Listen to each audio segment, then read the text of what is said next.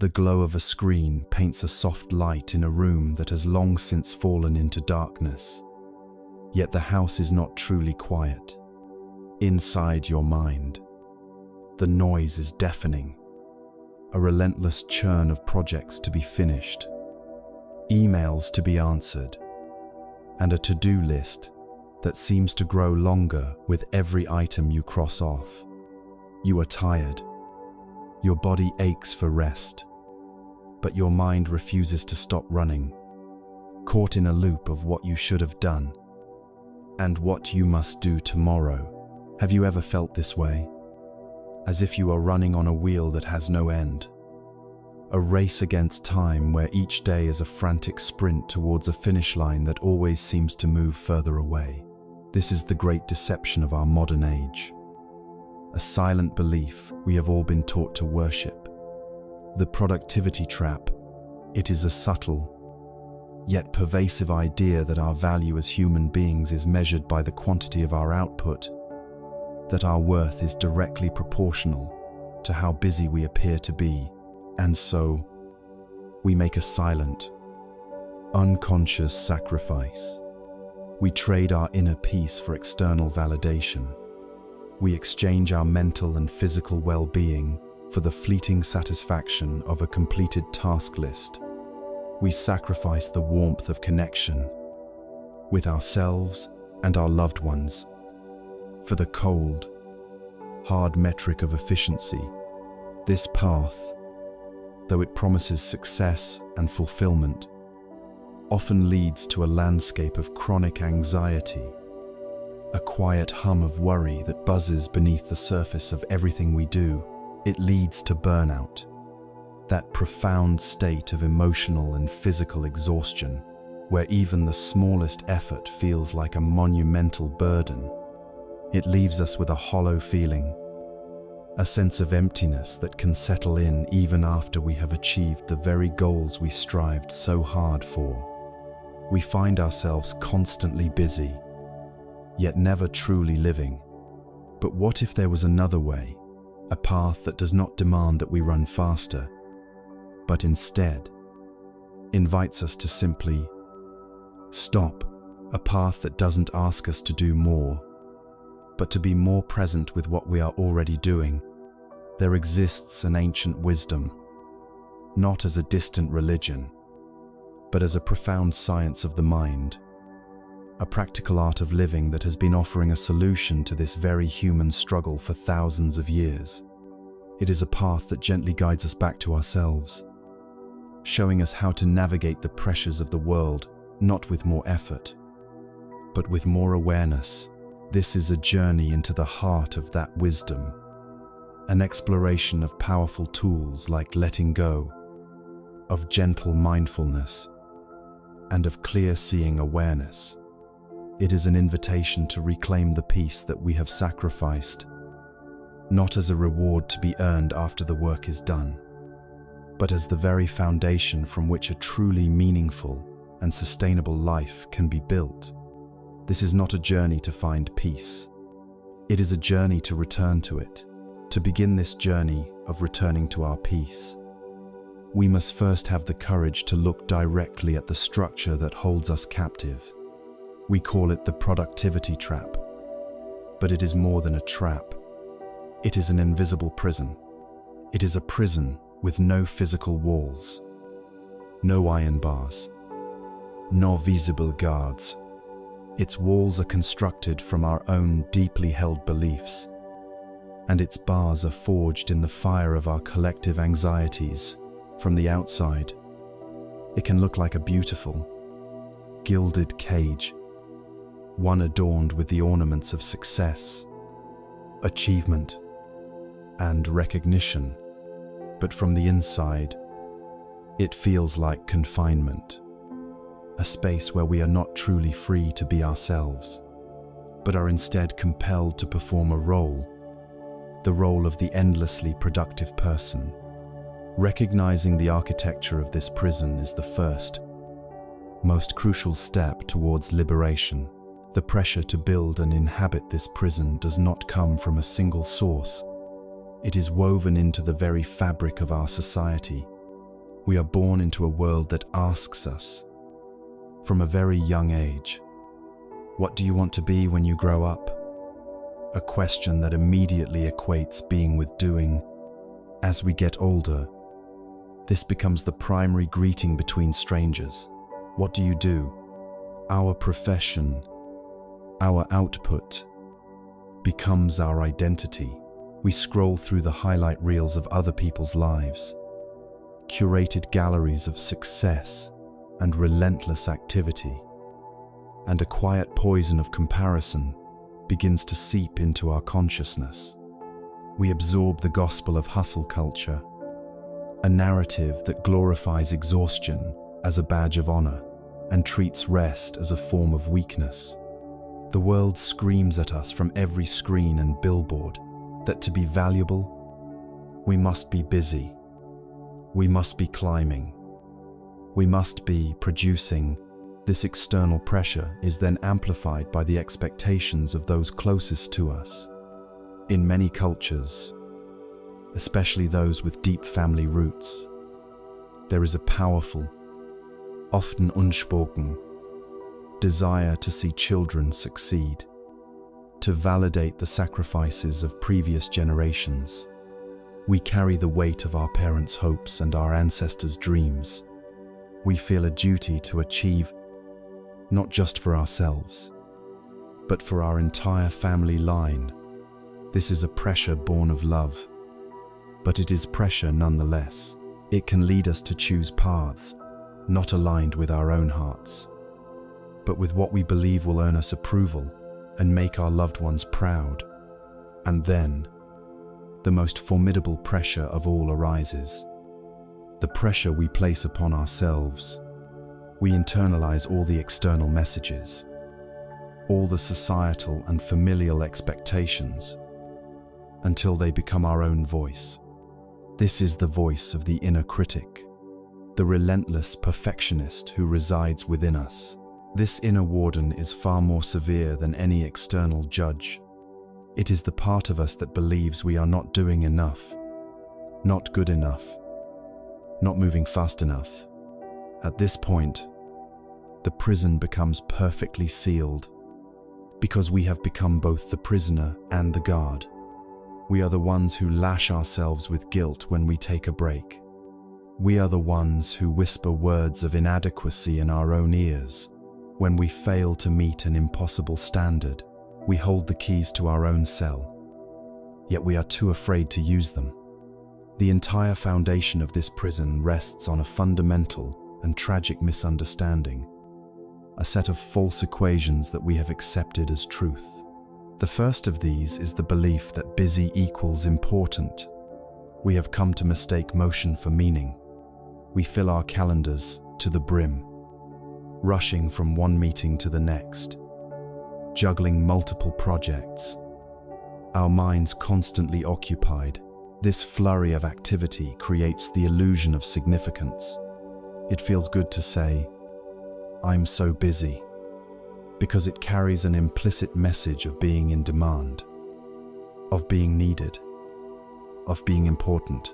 Yet, if we were to pause and look closely, how much of this busyness is truly life-affirming? How much of it is just a distraction, a way to avoid the profound discomfort of stillness? True importance is often found in the spaces in between our tasks, in the unhurried conversation with a friend, in the quiet moment of watching a sunset, in the simple, undivided presence we offer to our children. These moments don't appear on a to-do list. And so, in the logic of the productivity trap, they are devalued. The second, and more dangerous, false equation is that productive equals worthy. This belief is the very heart of the suffering this prison creates. It directly ties our inherent value as a human being to our tangible output. We come to believe that our right to feel good about ourselves, our right to rest, our right to be loved, is conditional. It must be earned through accomplishment. We think, Once I finish this project, then I can relax. Once I get that promotion, then I will feel worthy. We have created a transactional relationship with our own well-being. We treat ourselves not as beings deserving of unconditional care, but as assets that must perform to justify their existence. This insidious belief devalues our very essence. It denies the simple, profound truth that we are worthy simply because we exist, because we are breathing, because we can feel and love and perceive. The beauty of a flower is not in what it does, but simply in what it is. We have forgotten that this is also true for us. Beneath these false beliefs lie deep and powerful fears. Our relentless drive to produce is often a frantic attempt to outrun them. We fear being left behind in a world that changes at a dizzying pace. The thought of slowing down can trigger a primal panic. We believe that if we pause, even for a moment, the world will rush past us, leaving us irrelevant and forgotten. We also carry a deep fear of not being good enough. Our productivity becomes a mask, a carefully constructed facade to prove our competence, our intelligence, our capability. We fear that if we stop doing, people, including ourselves, will see the ordinary, vulnerable, and imperfect human being behind the mask, and that this person will be judged as inadequate. But perhaps the most profound fear of all is the fear of silence. The constant noise of our work, the incessant hum of our busyness, is a very effective, but very costly distraction. It keeps us from having to face what resides in our own inner stillness. We are afraid of the thoughts that might arise if our minds were not constantly occupied. We are afraid of the loneliness, the grief, the unresolved pain, or the sheer emptiness that we might feel if we were to simply sit with ourselves without a task to perform. And so we keep running, not just towards a goal, but away from ourselves. This entire system is engineered to be a self-perpetuating, endless loop. It is a hedonic treadmill powered by dissatisfaction. When we finally achieve a goal we have been striving for, there is a momentary sense of relief, a brief surge of pleasure, but it is fleeting, almost immediately. The baseline of our expectations resets to a new, higher level. The summit we thought we were climbing turns out to be merely a plateau, revealing an even steeper, more intimidating peak ahead. The feeling of "I will be happy when" is the great lie that fuels the entire machine, because one never truly arrives. The finish line is a mirage that recedes as we approach it. This is the exquisite cruelty of the trap. It promises a peace that its very nature makes impossible to attain. There is an old story of a young, strong woodcutter who was determined to prove his worth. He challenged an older, seemingly frail woodcutter to a day-long competition to see who could chop the most wood. The young man set to work with incredible intensity, his axe swinging in a powerful, relentless rhythm. He didn't stop for food. He didn't stop for water. He just kept chopping. Every so often, he would glance over at the old man, and he would see him sitting down, resting for long periods. The young man smiled to himself, confident of his victory. Yet, when the sun set and the wood was tallied, the old man had amassed a pile of logs that was significantly larger than the young man's. Bewildered and exhausted, the young man went to the elder and asked, "How can this be? I am stronger than you, younger than you, and I worked without ever taking a single break." How did you chop more wood than I did? The old man smiled gently and replied, because every time I stopped, it was not just to rest, it was to sharpen my axe.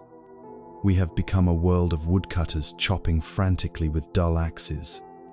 We believe that more effort, more hours, more sweat is the answer.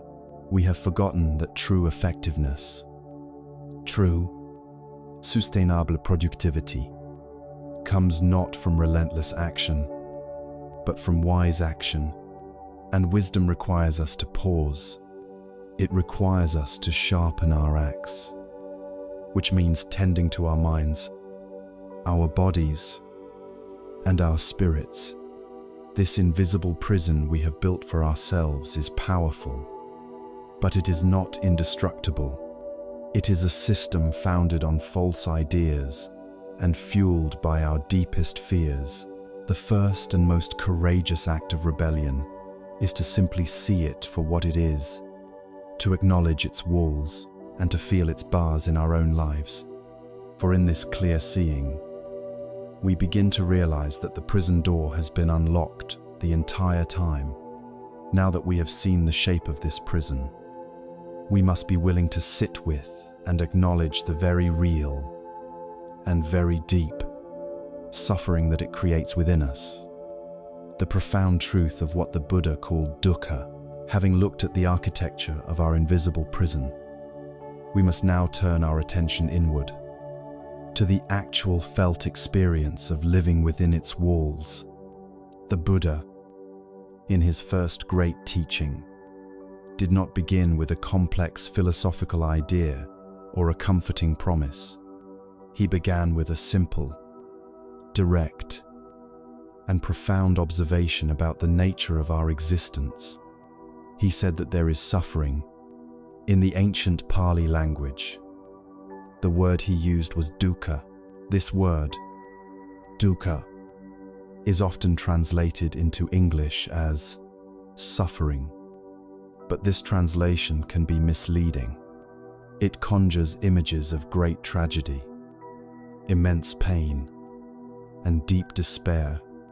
And while dukkha certainly includes these things, its meaning is far more subtle, more pervasive, and more relevant to our daily lives than we might imagine.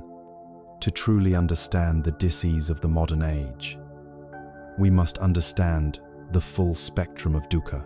Think of it not as a constant, sharp pain, but as a wheel on a cart that is slightly off-center.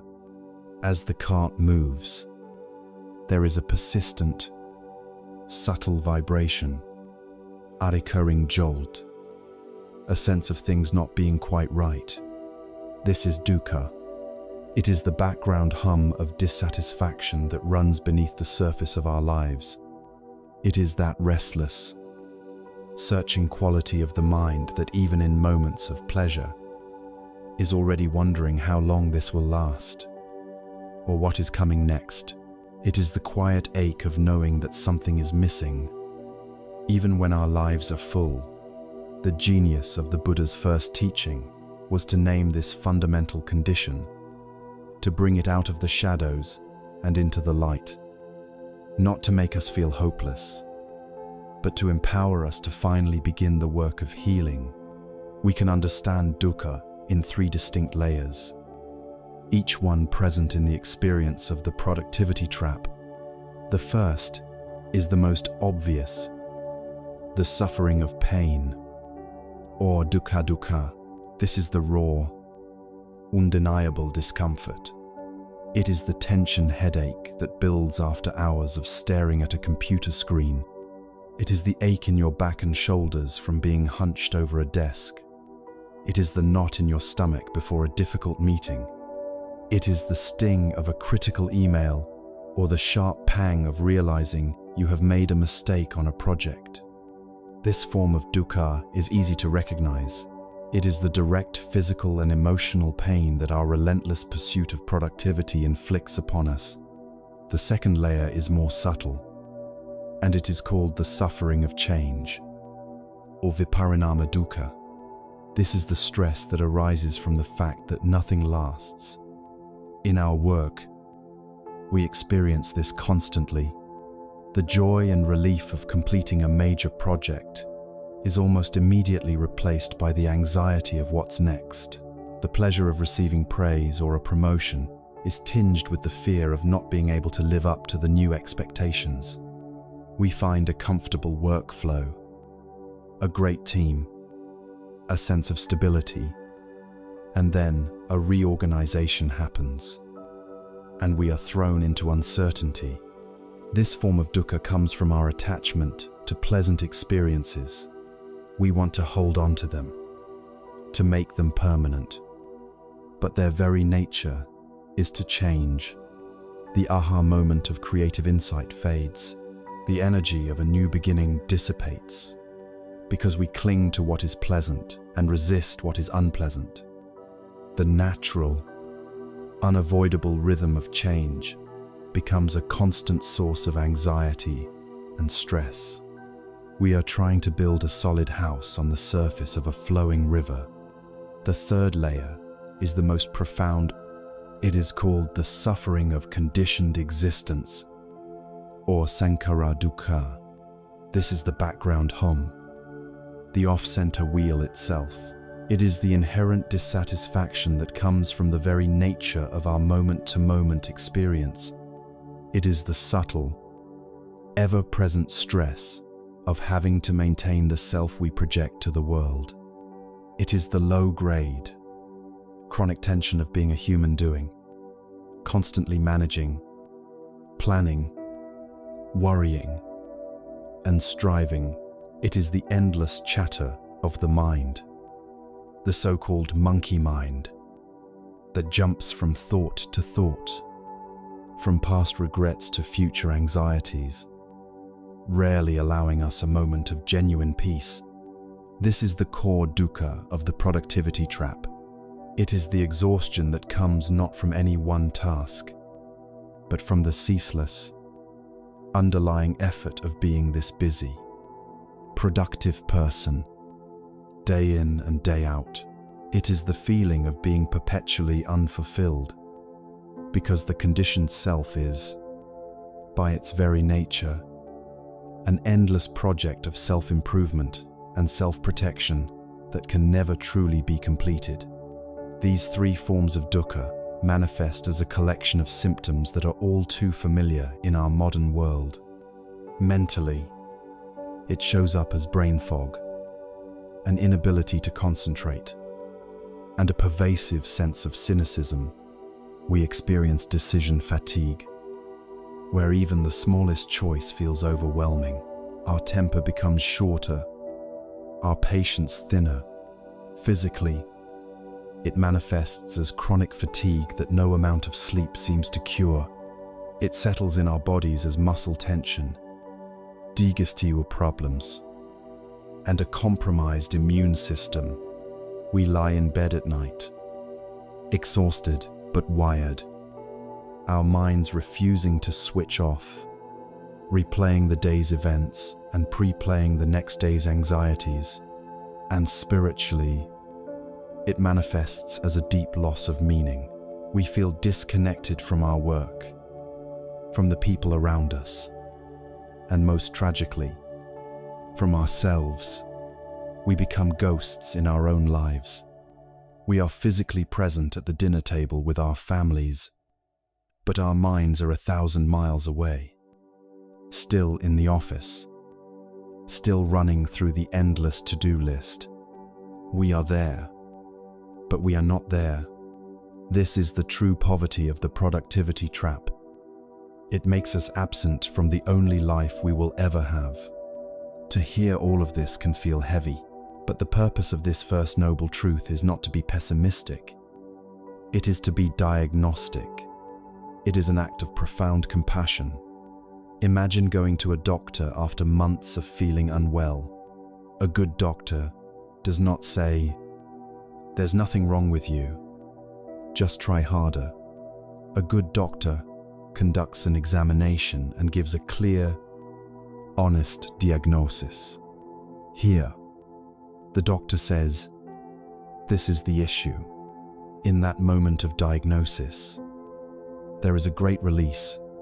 The vague, nameless suffering now has a name. The battle against an invisible enemy is over. You are not imagining it.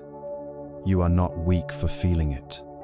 You are simply experiencing a condition that has a cause and, most importantly, a path to healing. Acknowledging our dukkha is this moment of diagnosis. It is the courageous act of turning toward our experience and gently admitting, this is hurting me. This way of living is causing me to suffer. There is a powerful Buddhist teaching that illustrates this perfectly. The story of the second arrow. The teaching says that in life, we will all inevitably be struck by a first arrow. This is the unavoidable pain of existence. A difficult project is a first arrow. A harsh word from a colleague is a first arrow. A sudden illness is a first arrow. These things happen, and they are beyond our control. Pain is a given. Suffering, however, is often created by the second arrow, the arrow that we shoot at ourselves. This second arrow is our reaction to the first. It is the story we tell ourselves about the pain. After the first arrow of a difficult project hits, the second arrow is the thought, I am not capable of handling this. The third arrow is, I am going to fail. The fourth is, I am a failure. The fifth is, why does this always happen to me? These second arrows of rumination, self-criticism, and catastrophic thinking are what transform pain into suffering. The productivity trap is a life lived in a constant hail of second arrows. A tight deadline is the first arrow. The weeks of anxiety, sleepless nights, and self-flagellation leading up to it are the thousands of second arrows we fire into our own hearts. The first noble truth, then, is an invitation to stop shooting the second arrow. It is the first step in learning to simply be with the pain of the first arrow, without adding a layer of our own making.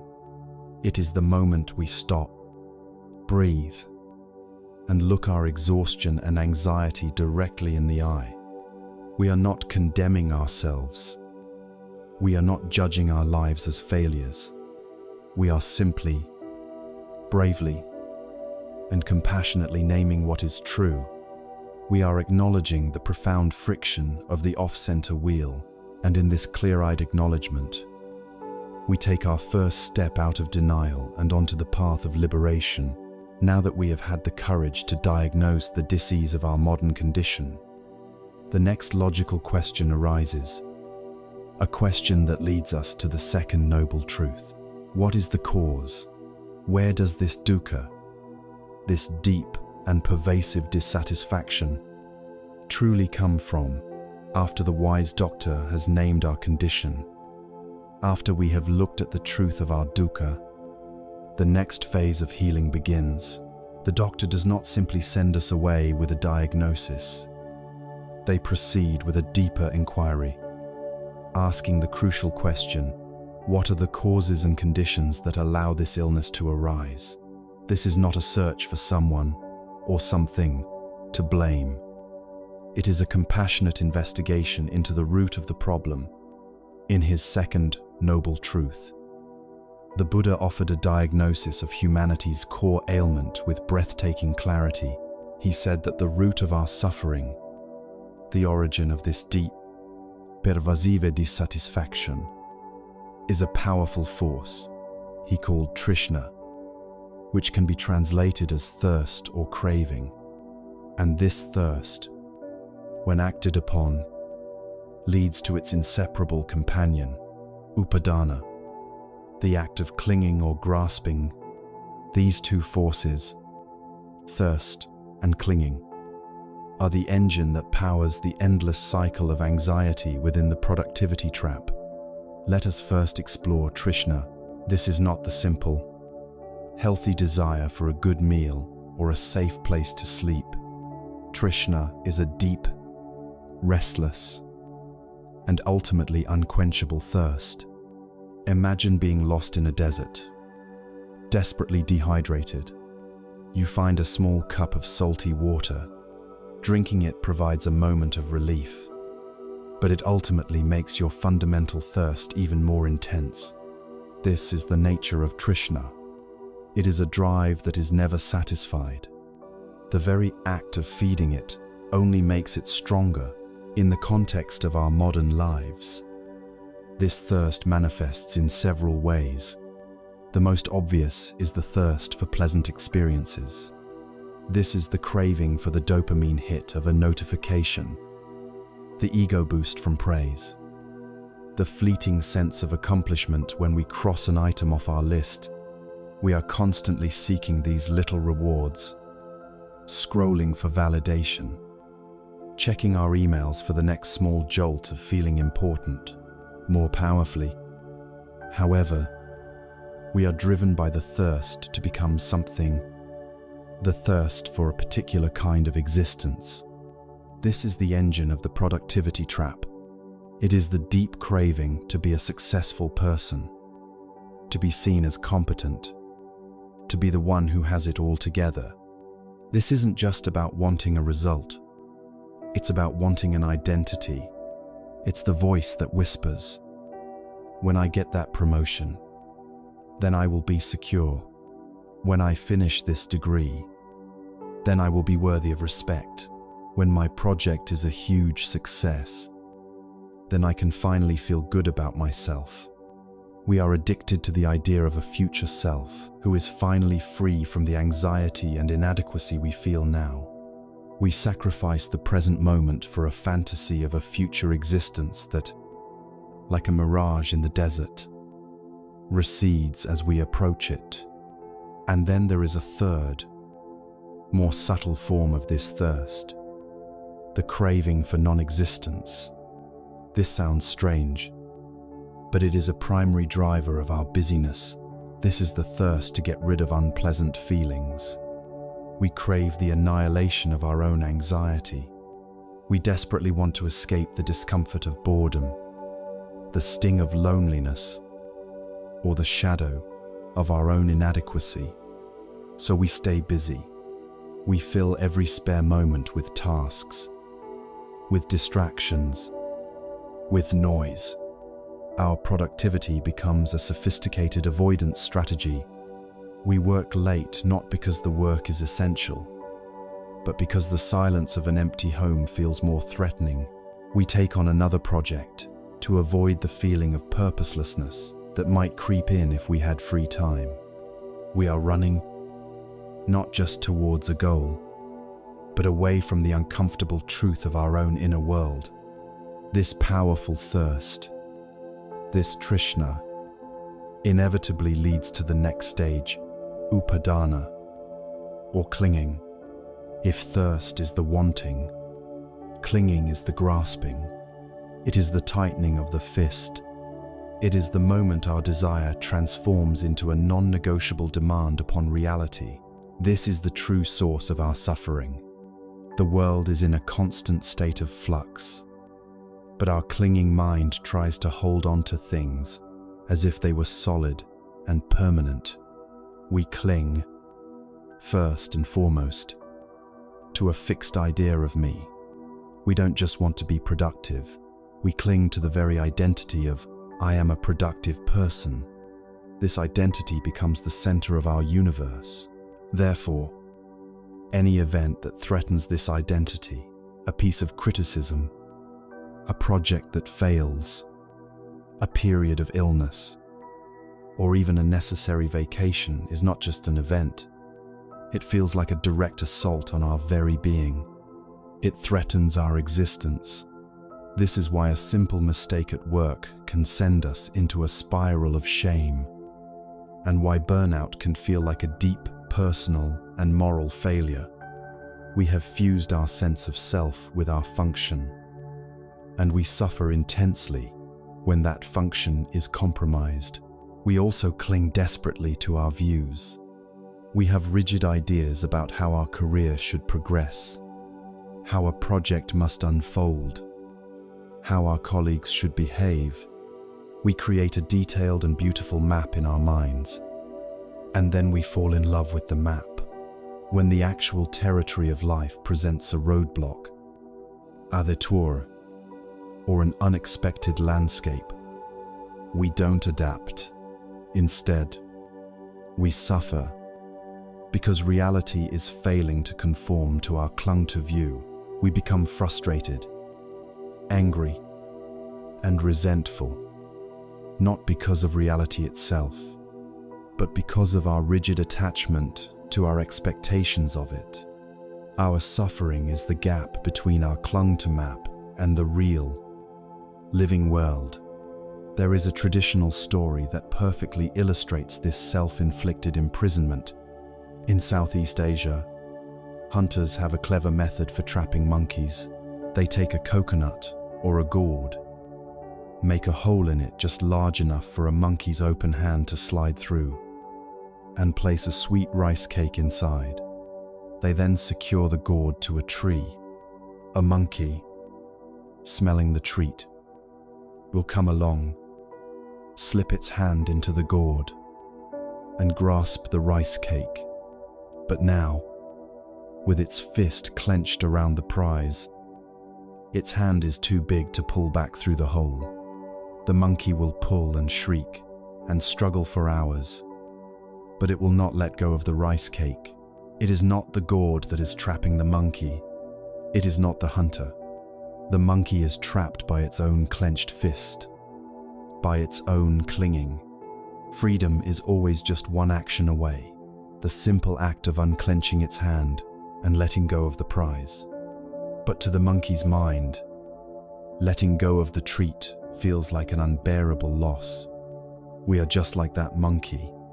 The sweet treat is the promotion, the flawless presentation, the praise from our boss, the identity of being the successful one. Our thirst makes us reach for it, but it is our clinging, our refusal to let go when circumstances change, our belief that we cannot survive without it, that truly ensnares us. We are trapped by our own attachment. Now, a crucial question arises. Does this mean we should have no goals, no ambitions? Does this path require us to become passive and indifferent? Absolutely not. The Buddhist path is not one of apathy, it is one of wisdom. There is a vast difference between healthy ambition and toxic clinging. Healthy ambition is like holding a small bird in your hand. You hold it with a focused gentleness, firm enough that it doesn't fly away, but soft enough that you don't crush it. You have a direction, an intention. You apply joyful, dedicated effort. You work towards your goal. But your sense of well-being is not entirely dependent on the outcome. You can learn from setbacks, adapt to change, and find joy in the process itself. Toxic clinging, on the other hand, is a death grip. It is fearful, rigid, and desperate. Your self-worth is completely fused with the result.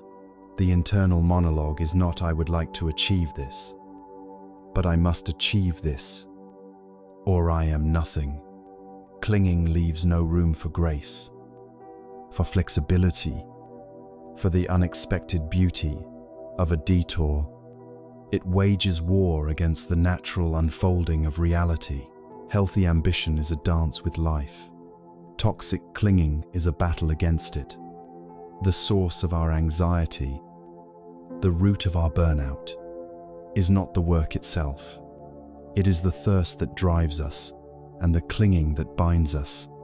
It is the way we clench our fist around our desires, our plans, and our very identity, forgetting that freedom is always available in the simple, courageous act of opening our hand. Realizing this is not a reason to blame ourselves, It is a moment of profound self-compassion. For the first time, we see the mechanism of our own suffering. And if we can see the mechanism, we can begin to change it. But to do so, to learn how to gently unclench that fist, we first need to become aware that we are clenching it at all. We need a tool that can shine a light into these unconscious habits of the mind. That gentle, non-judgmental light has a name. It is mindfulness. We have seen that the root of our suffering is not the world itself, but our inner reaction to it, our restless thirst, our trishna, and our fearful grasp, our upadana. We have identified the clenched fist of the mind that holds us captive in the monkey trap. But this clenching is a deep habit. It happens automatically, unconsciously, in the background of our lives. To begin to loosen this grip, we first need to be able to see it as it happens. We cannot change a pattern we are not aware of. We need a light, a gentle, focused beam of attention that we can shine into the inner workings of our own minds. Not with the harsh glare of judgment, but with the soft glow of curiosity. This light, this fundamental human capacity for gentle, non-judgmental awareness, is the heart of the path. In the Pali language, it is called sati. In English, we call it mindfulness. Mindfulness is a word that is often heard today, and just as often misunderstood. So let us be very clear about what it is. Perhaps the most useful definition comes from the teacher, Jon Kabat-Zinn, who describes mindfulness as paying attention, on purpose, in the present moment, and non-judgmentally. Let's look at each part of that, because every word is a profound instruction. First, paying attention. Our attention is the most valuable resource we have, and yet we allow it to be hijacked constantly.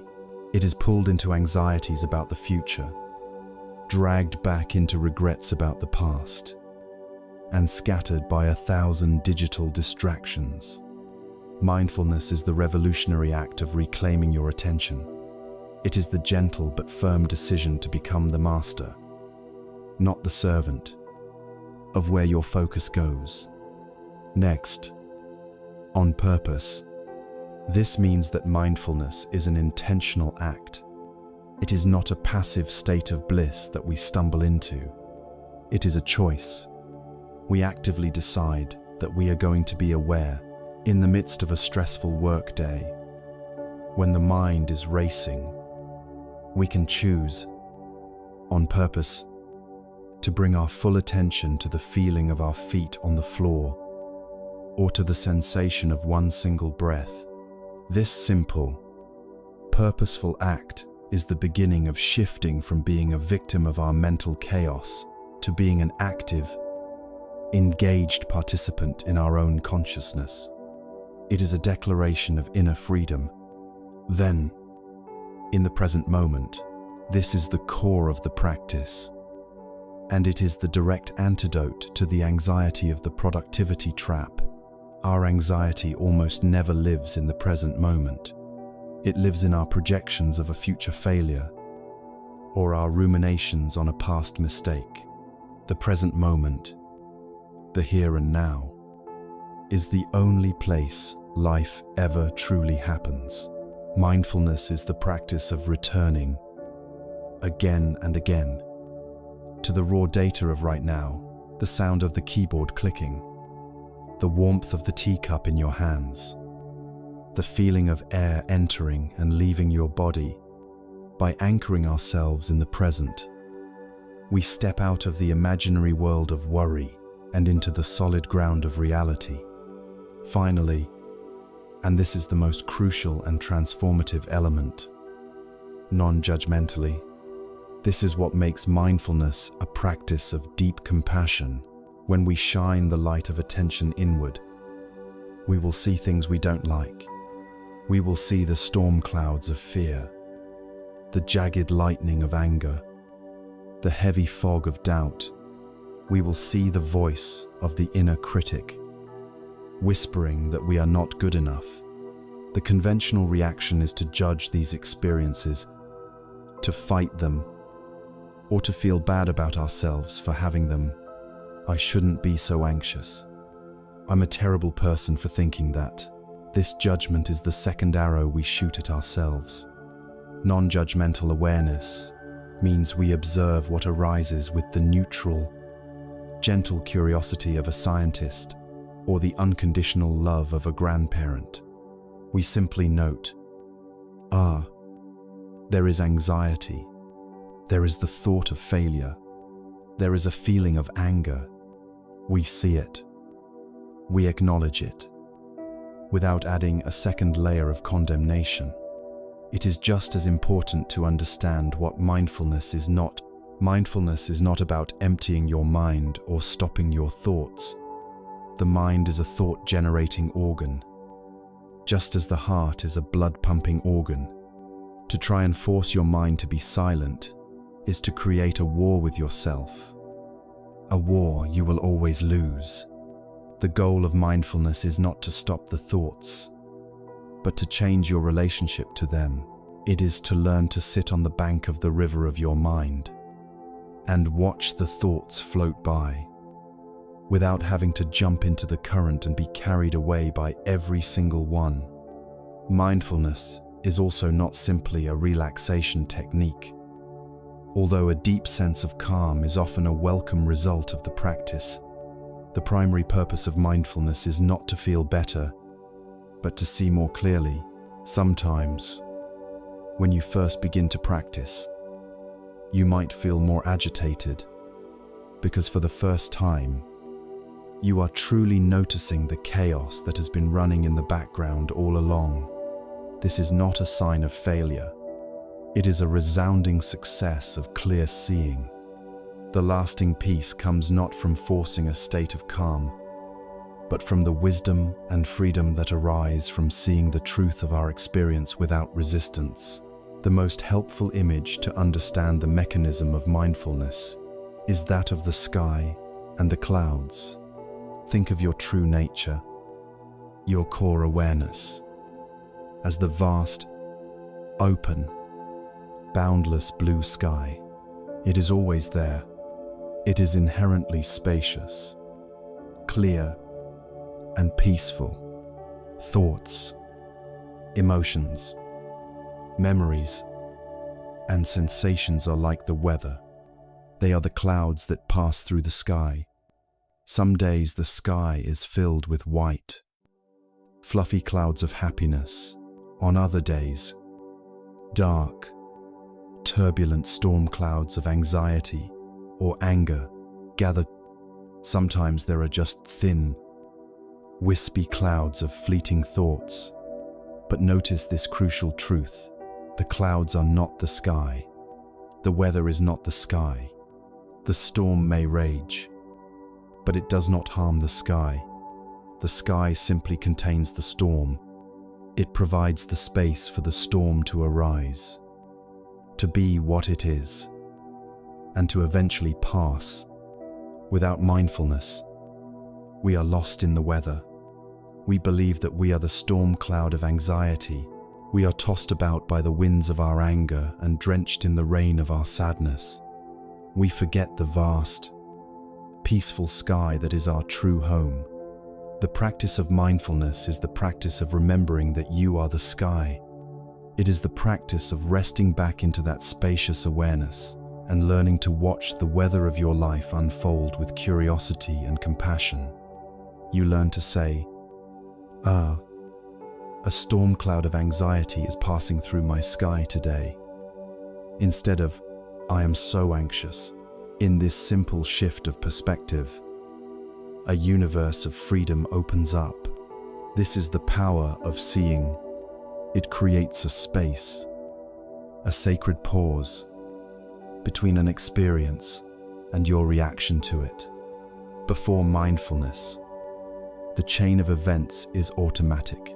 A stressful email arrives, and instantly, the feeling of anxiety arises.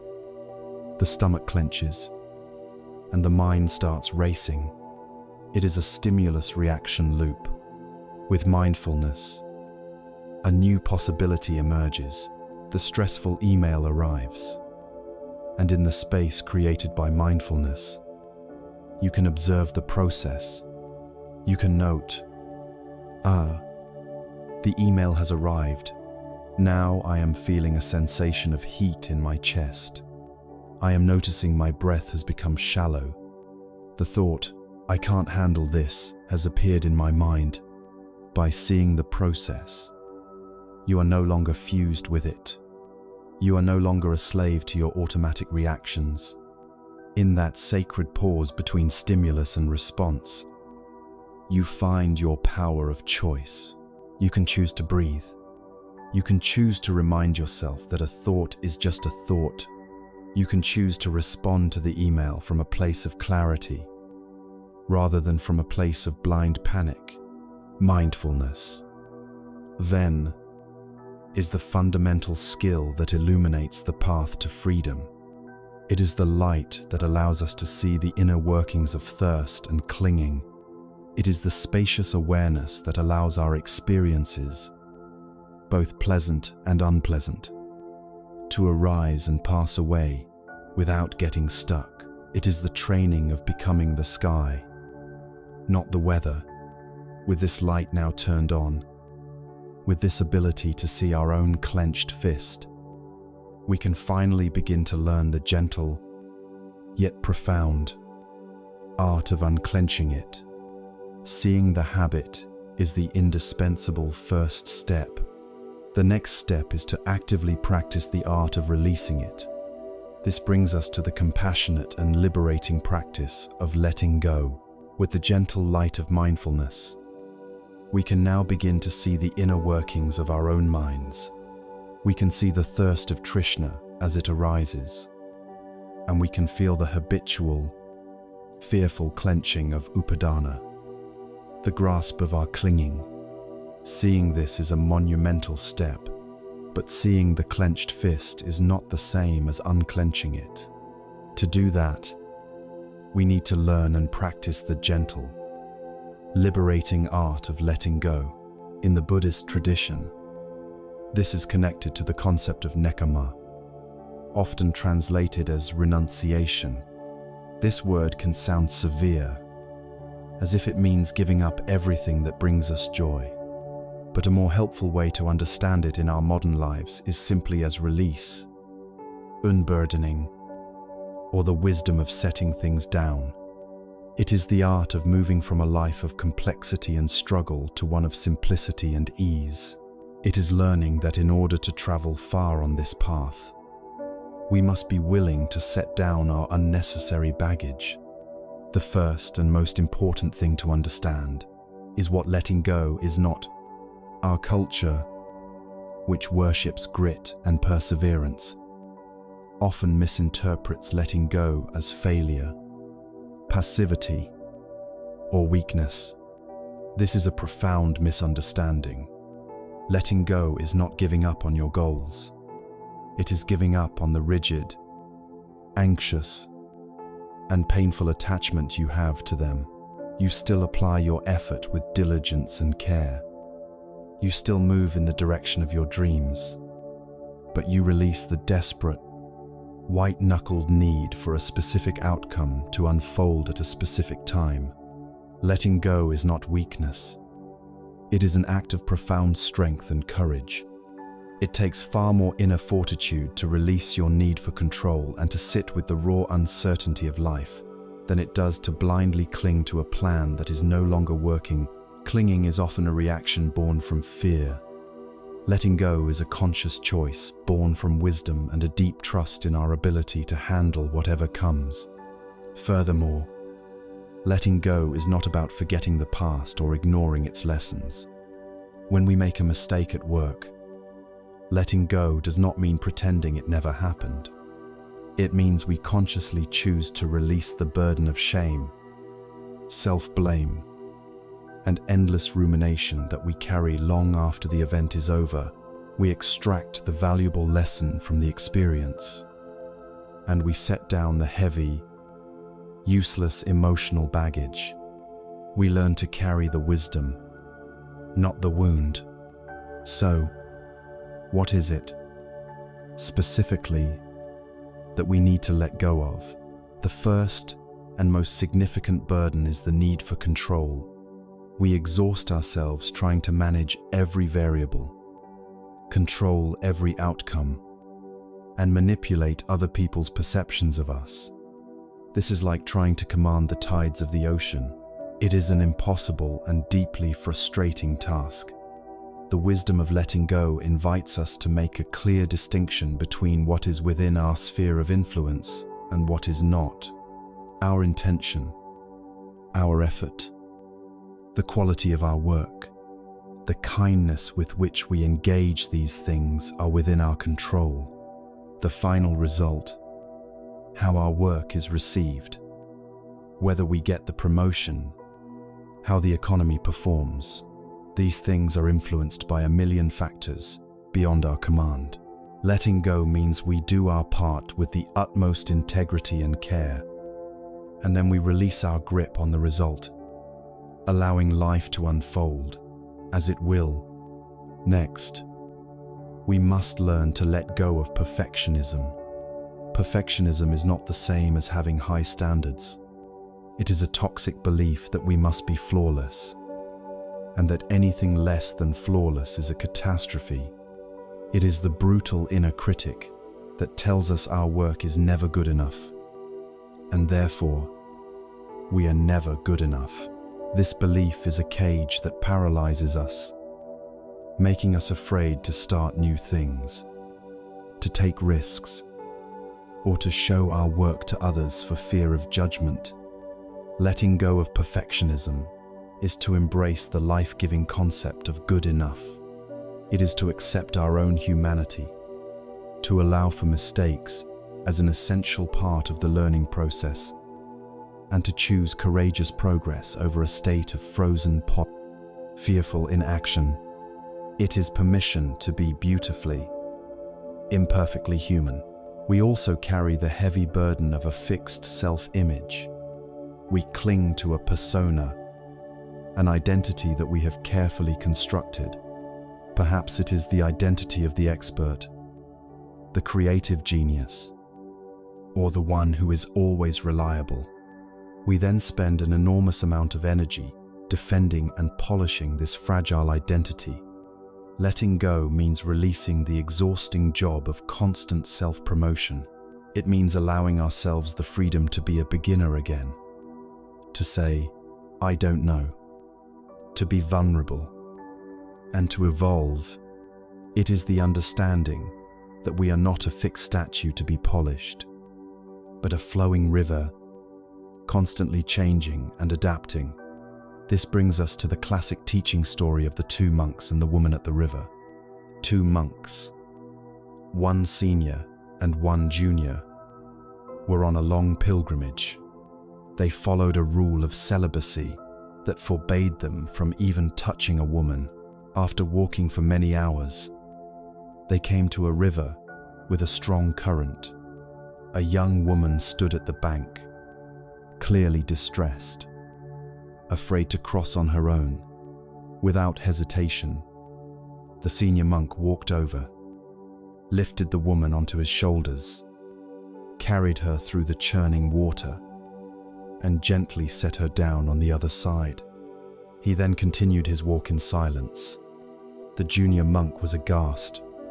He was fuming with indignation. For the next 2 hours, he walked behind his master, his mind a storm of judgment and anger. Finally, he could not contain himself any longer. He rushed up to the senior monk and said, "Brother, how could you do that? You know our vows. We are forbidden to touch a woman. And you picked her up and carried her in your arms. It was a serious transgression.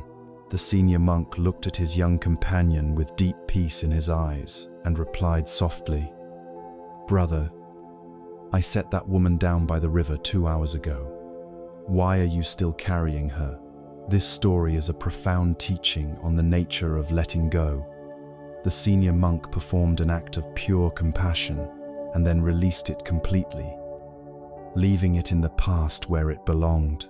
The junior monk, though he had not physically touched the woman, was still carrying the heavy burden of the event in his mind. He was clinging to his rigid views, his judgment, and his righteous anger. So often in our lives, we are like the junior monk. We carry our burdens for miles and years, long after the events have passed. We carry old resentments from a past job. We carry the shame of a presentation that went poorly. We carry the anxiety of a future that has not yet happened. Letting go is the simple, radical act of setting the woman down. So how do we practice this? Letting go is not a single, dramatic event. It is a gentle, repetitive process, a skill we cultivate moment by moment. It begins with mindfulness, noticing the feeling of clinging. When you feel a sense of tightness in your body, a tension in your jaw or shoulders, or a repetitive, churning thought loop in your mind, that is the signal. That is the feeling of a clenched fist. The first step is to simply pause and recognize, there is clinging here. I am holding on tightly to something. The second step is to acknowledge what you are holding, and then to consciously soften. You might say to yourself, I am clinging to the need for this person to approve of me, or I am holding on to the fear of failure. You name it without judgment. Then, you connect this mental process to your physical body. As you breathe out, you intentionally soften the muscles around the tension. You soften your shoulders. You release your jaw. You allow your belly to be soft. You imagine the clenched fist of your mind gently, finger by finger, beginning to open. The physical act of softening sends a powerful signal to the nervous system and the mind that it is safe to release. The third step is to repeat this process with infinite kindness. You will have to let go of the same worry 100 times a day. Your mind will clench again, because that is its deep conditioning. This is not a failure. This is simply the nature of the practice. Each time you notice the clinging and gently soften, you are weakening the old, unconscious neural pathway and strengthening the new, conscious one. You are patiently training your mind in a new way of being, with the gentle persistence you would use to train a beloved puppy. Letting go, then, is an act of profound self-compassion. It is the recognition that we have been carrying burdens that are far too heavy, for far too long. It is not about emptying our lives of the things that matter, but about emptying our minds of the unnecessary anxieties, the rigidities, and the fears that prevent us from engaging with our lives with our full hearts. It is the wisdom of setting down the heavy rocks in our backpack, not so that we can stop walking, but so that we finally have the strength and the freedom to go much, much further. We've spoken of letting go of plans, of outcomes, and of our self-image. But what, exactly, is this self that we work so hard to protect, to truly unburden ourselves? We must now turn the light of our inquiry onto the very center of our striving, the entity we call I. This leads us to one of the most liberating insights on the path, the wisdom of no self. We have spoken of letting go of our attachments, of unclenching the fist that grasps so tightly onto our plans, our outcomes, and our self-image. But now we must ask a question that is at once simple and profound. What is this self that we are so desperately trying to protect and promote? At the very center of the productivity trap, at the heart of all our striving, our ambition, and our anxiety, sits this powerful two-letter word I. I must succeed. I cannot fail. What will they think of me? I am not good enough. This I feels like the solid, continuous center of our universe.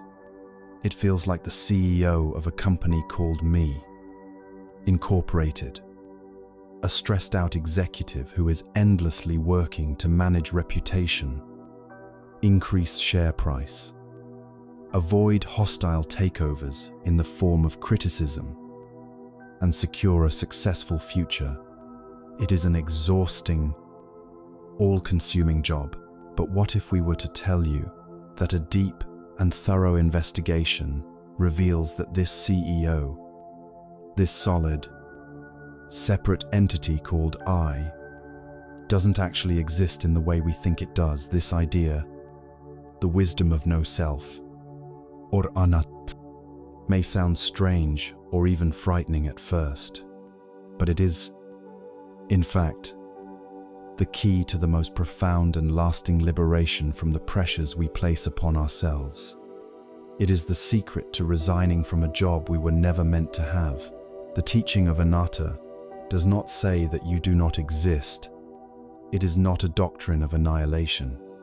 It says that the solid, separate, unchanging you that you believe yourself to be cannot be found when you look closely. Instead, what you find is a dynamic, interconnected, and constantly changing process. The Buddha, like a master scientist of the mind, broke down our experience of being a self into 5 distinct processes known as the 5 aggregates or skandhas. These are the constantly shifting components that we mistake for a solid entity. Think of them as the 5 bustling departments of me, incorporated. The first is form. This is your body, the physical hardware of your existence. It includes everything from your bones and organs to the simple physical sensations of the world touching your skin, the feeling of the chair beneath you, the air entering your lungs. This department is obviously in a state of constant change. It grows. It ages. It gets sick. It gets stronger. It is never the same from one moment to the next. The second is feeling. This is the simple, raw tone of experience before we add a story to it. It is the department that registers everything as either pleasant, unpleasant, or neutral. It is the immediate ouch of a paper cut, the pleasant warmth of a cup of tea, the neutral feeling of your hands resting on a table. These feelings arise and pass away with incredible speed, a constant stream of fleeting reactions. The third is perception. This is the labeling department. It takes the raw data from the feeling department and gives it a name and a concept. It doesn't just feel an unpleasant sensation from an email. It perceives criticism. It doesn't just feel a pleasant sensation from a comment. It perceives praise.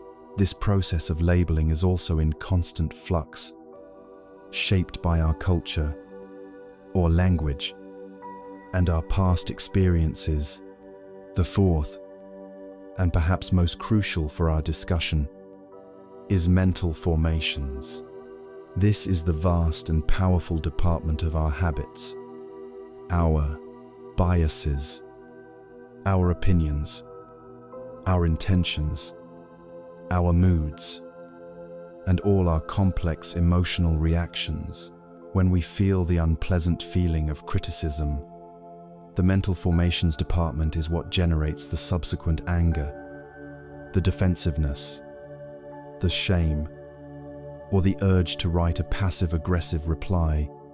It is the storyteller of the mind, constantly weaving narratives about our experience. These formations are learned, they are conditioned, and they are, with practice, changeable. The fifth and final department is consciousness. This is the fundamental awareness that knows all the other processes are happening. It is the light in the factory that illuminates the body, the feelings, the perceptions, and the mental formations.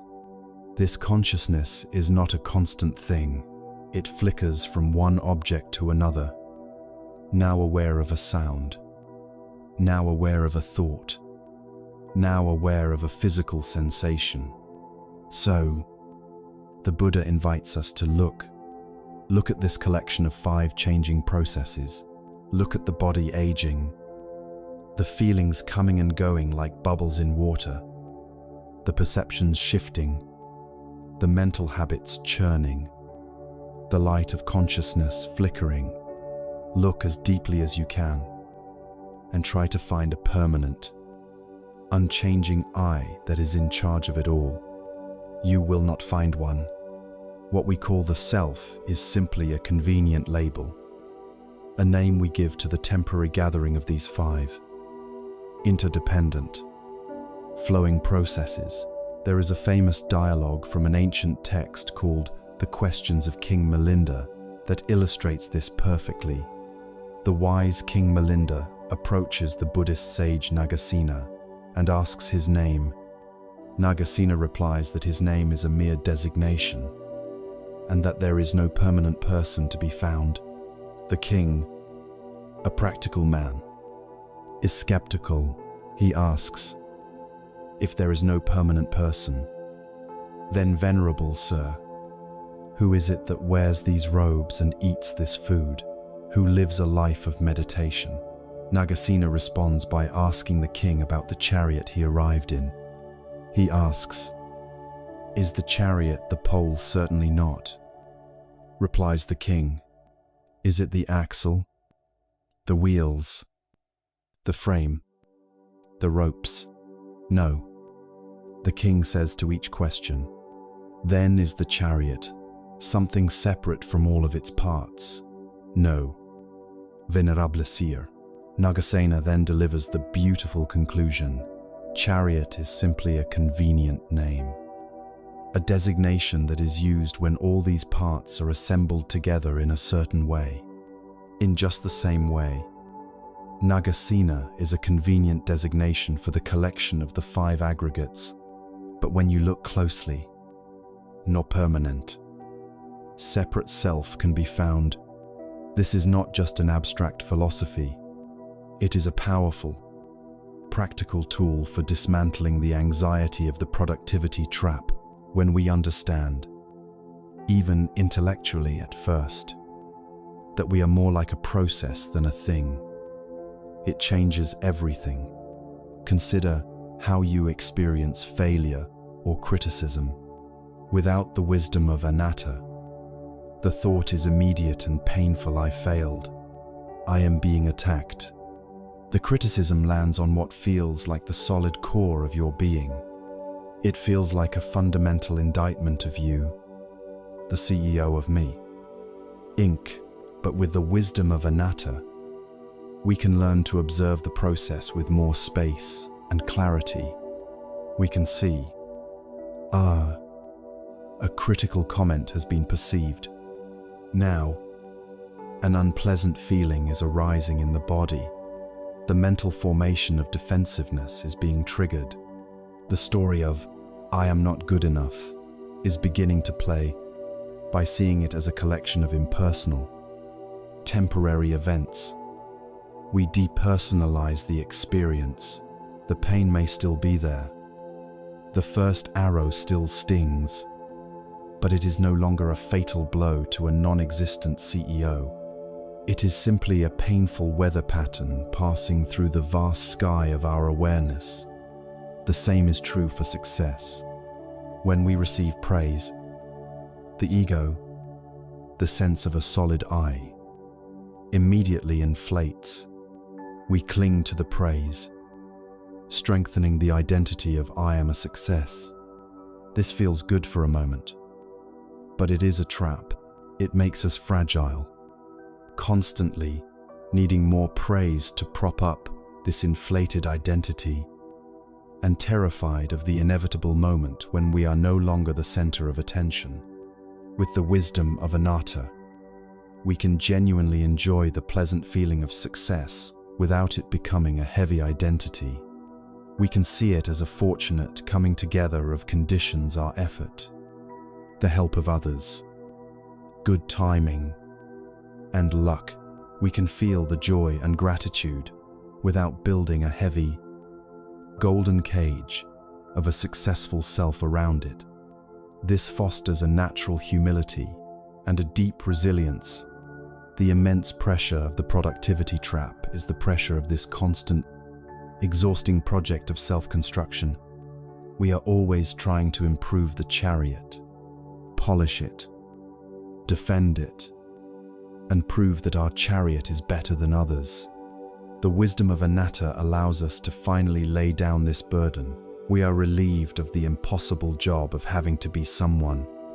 We can relax into just being this process, this miraculous, unfolding collection of experiences.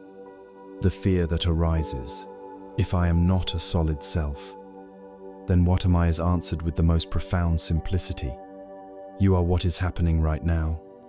You are this breath. You are this moment's awareness, this constant flux we observe in the 5 aggregates, this continuous assembly and disassembly of the chariot of the self, points to an even more universal and fundamental truth. The truth that not only is our self changing, but that everything, absolutely everything in the universe, from the stars in the sky to the corporations we work for, is in a constant state of flow. This is the profound and liberating wisdom of impermanence. As we investigate the nature of the self, we discover that what we thought was a solid statue is actually a flowing process, a dynamic collection of 5 changing aggregates. This insight is like a key that unlocks an even more profound and universal truth. As we zoom our attention out from our inner world to the world around us, we begin to see that this law of flux is not limited to our own minds and bodies. It is the fundamental operating principle of the entire universe. Every star in the sky, every cell in our body, every corporation we work for, every project we manage, and every emotion we feel is subject to this one inescapable law. This is the wisdom of impermanence, or anicca. It is the understanding that the only thing that is constant is change itself. For a mind that craves security and control, this can sound like a terrifying proposition. We spend our lives trying to build solid ground in a world that is fundamentally a flowing river. We strive for permanent security, lasting success, and unchanging relationships. Our suffering, then, is not caused by the fact that things change, but by our resistance to this truth. Our suffering is the exhaustion that comes from trying to stand still in the middle of a powerful current. When things are going well, when a project is successful, when we feel inspired, when our team is harmonious, we cling. We try to freeze this perfect moment in time, and in doing so, we introduce a subtle anxiety into our joy. We cannot fully savor the warmth of the sun because we are already worrying about the inevitable arrival of the clouds. This is the suffering of clinging to the pleasant. Conversely, when things are difficult, when we face a crisis at work, when we are stuck in a creative rut, when our efforts are met with failure, we resist, we push against the current with all our might.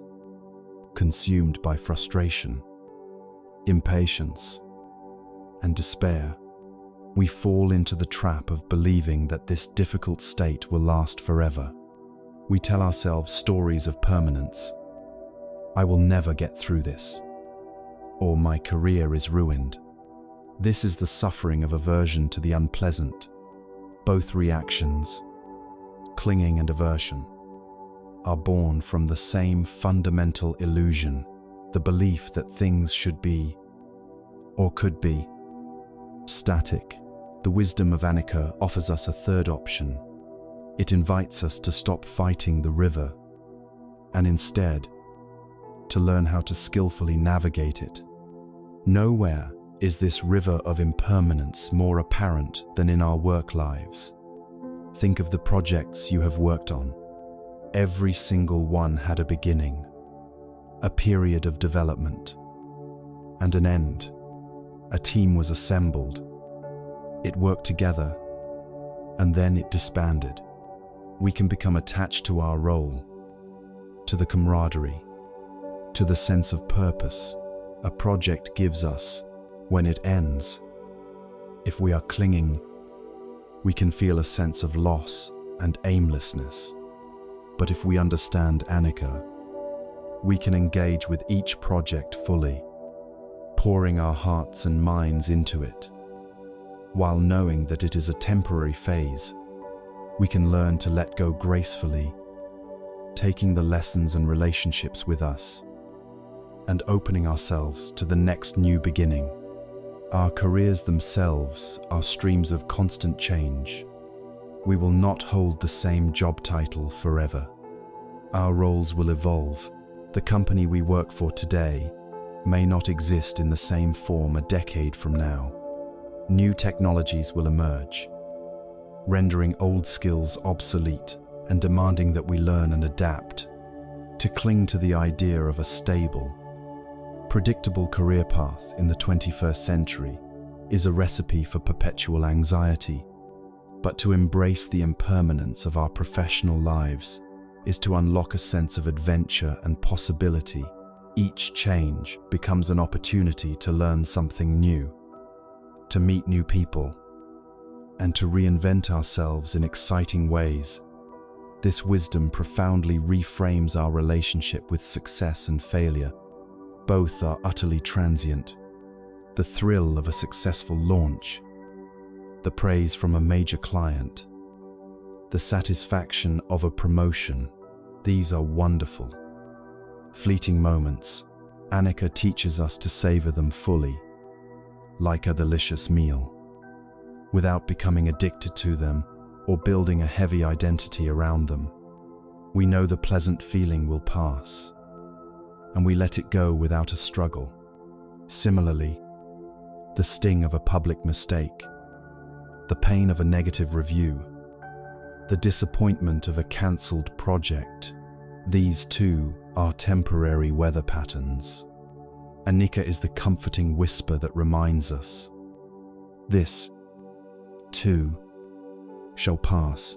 It gives us the resilience to endure difficult times with grace, knowing that no winter lasts forever, and that spring will eventually come. There is a timeless Taoist story that perfectly captures the wisdom of seeing change without premature judgment. An old farmer lived in a poor village. He had a beautiful horse that was the envy of all. One day, the horse ran away. The neighbors came to console him, saying, "Oh, what terrible luck." The farmer simply replied, "Good luck, bad luck, who knows?" A week later, the horse returned, leading a dozen wild, magnificent horses back with it. The neighbors gathered again, exclaiming, "What incredible good luck!" The farmer just shrugged and said, "Good luck, bad luck, who knows?" The farmer's son then began to train the wild horses. While riding one, he was thrown off and broke his leg. The neighbors came to offer their sympathy. "How awful! What a piece of bad luck." The farmer replied, "Good luck, bad luck, who knows?" A few weeks later, the emperor's army marched into the village. conscripting every able-bodied young man for a war they were unlikely to survive. But because the farmer's son had a broken leg, he was spared. We are so often like the neighbors, rushing to label every event in our professional lives as either a triumph or a catastrophe. Understanding Anika is to become more like the farmer. It is to cultivate a patient, spacious wisdom that acknowledges we rarely see the whole picture. The cancelled project that seemed like a disaster might free you up for the opportunity of a lifetime. The harsh criticism that felt so painful might contain the one piece of feedback you needed to unlock your true potential. Anika invites us to hold our stories and judgments more lightly, and to trust in the unfolding process of life. When we can finally do this, we discover the profound beauty and hope hidden within the heart of impermanence. Far from being a depressing doctrine of loss, Anika is the very foundation of all possibility. It is because of impermanence that we can learn and grow. If our habits and character were fixed, we could never overcome our limitations or become better versions of ourselves. It is because of impermanence that we have hope in difficult times, no matter how stuck we feel, no matter how dark the situation. The law of Anika guarantees that it will change. And finally, impermanence is what makes every moment precious. Because this day, this conversation, this task, this breath will never come again in exactly the same way. It becomes worthy of our full, undivided attention. We stop taking life for granted. We learn to appreciate the good moments more deeply, not by trying to possess them, but by honoring their transient, unrepeatable beauty.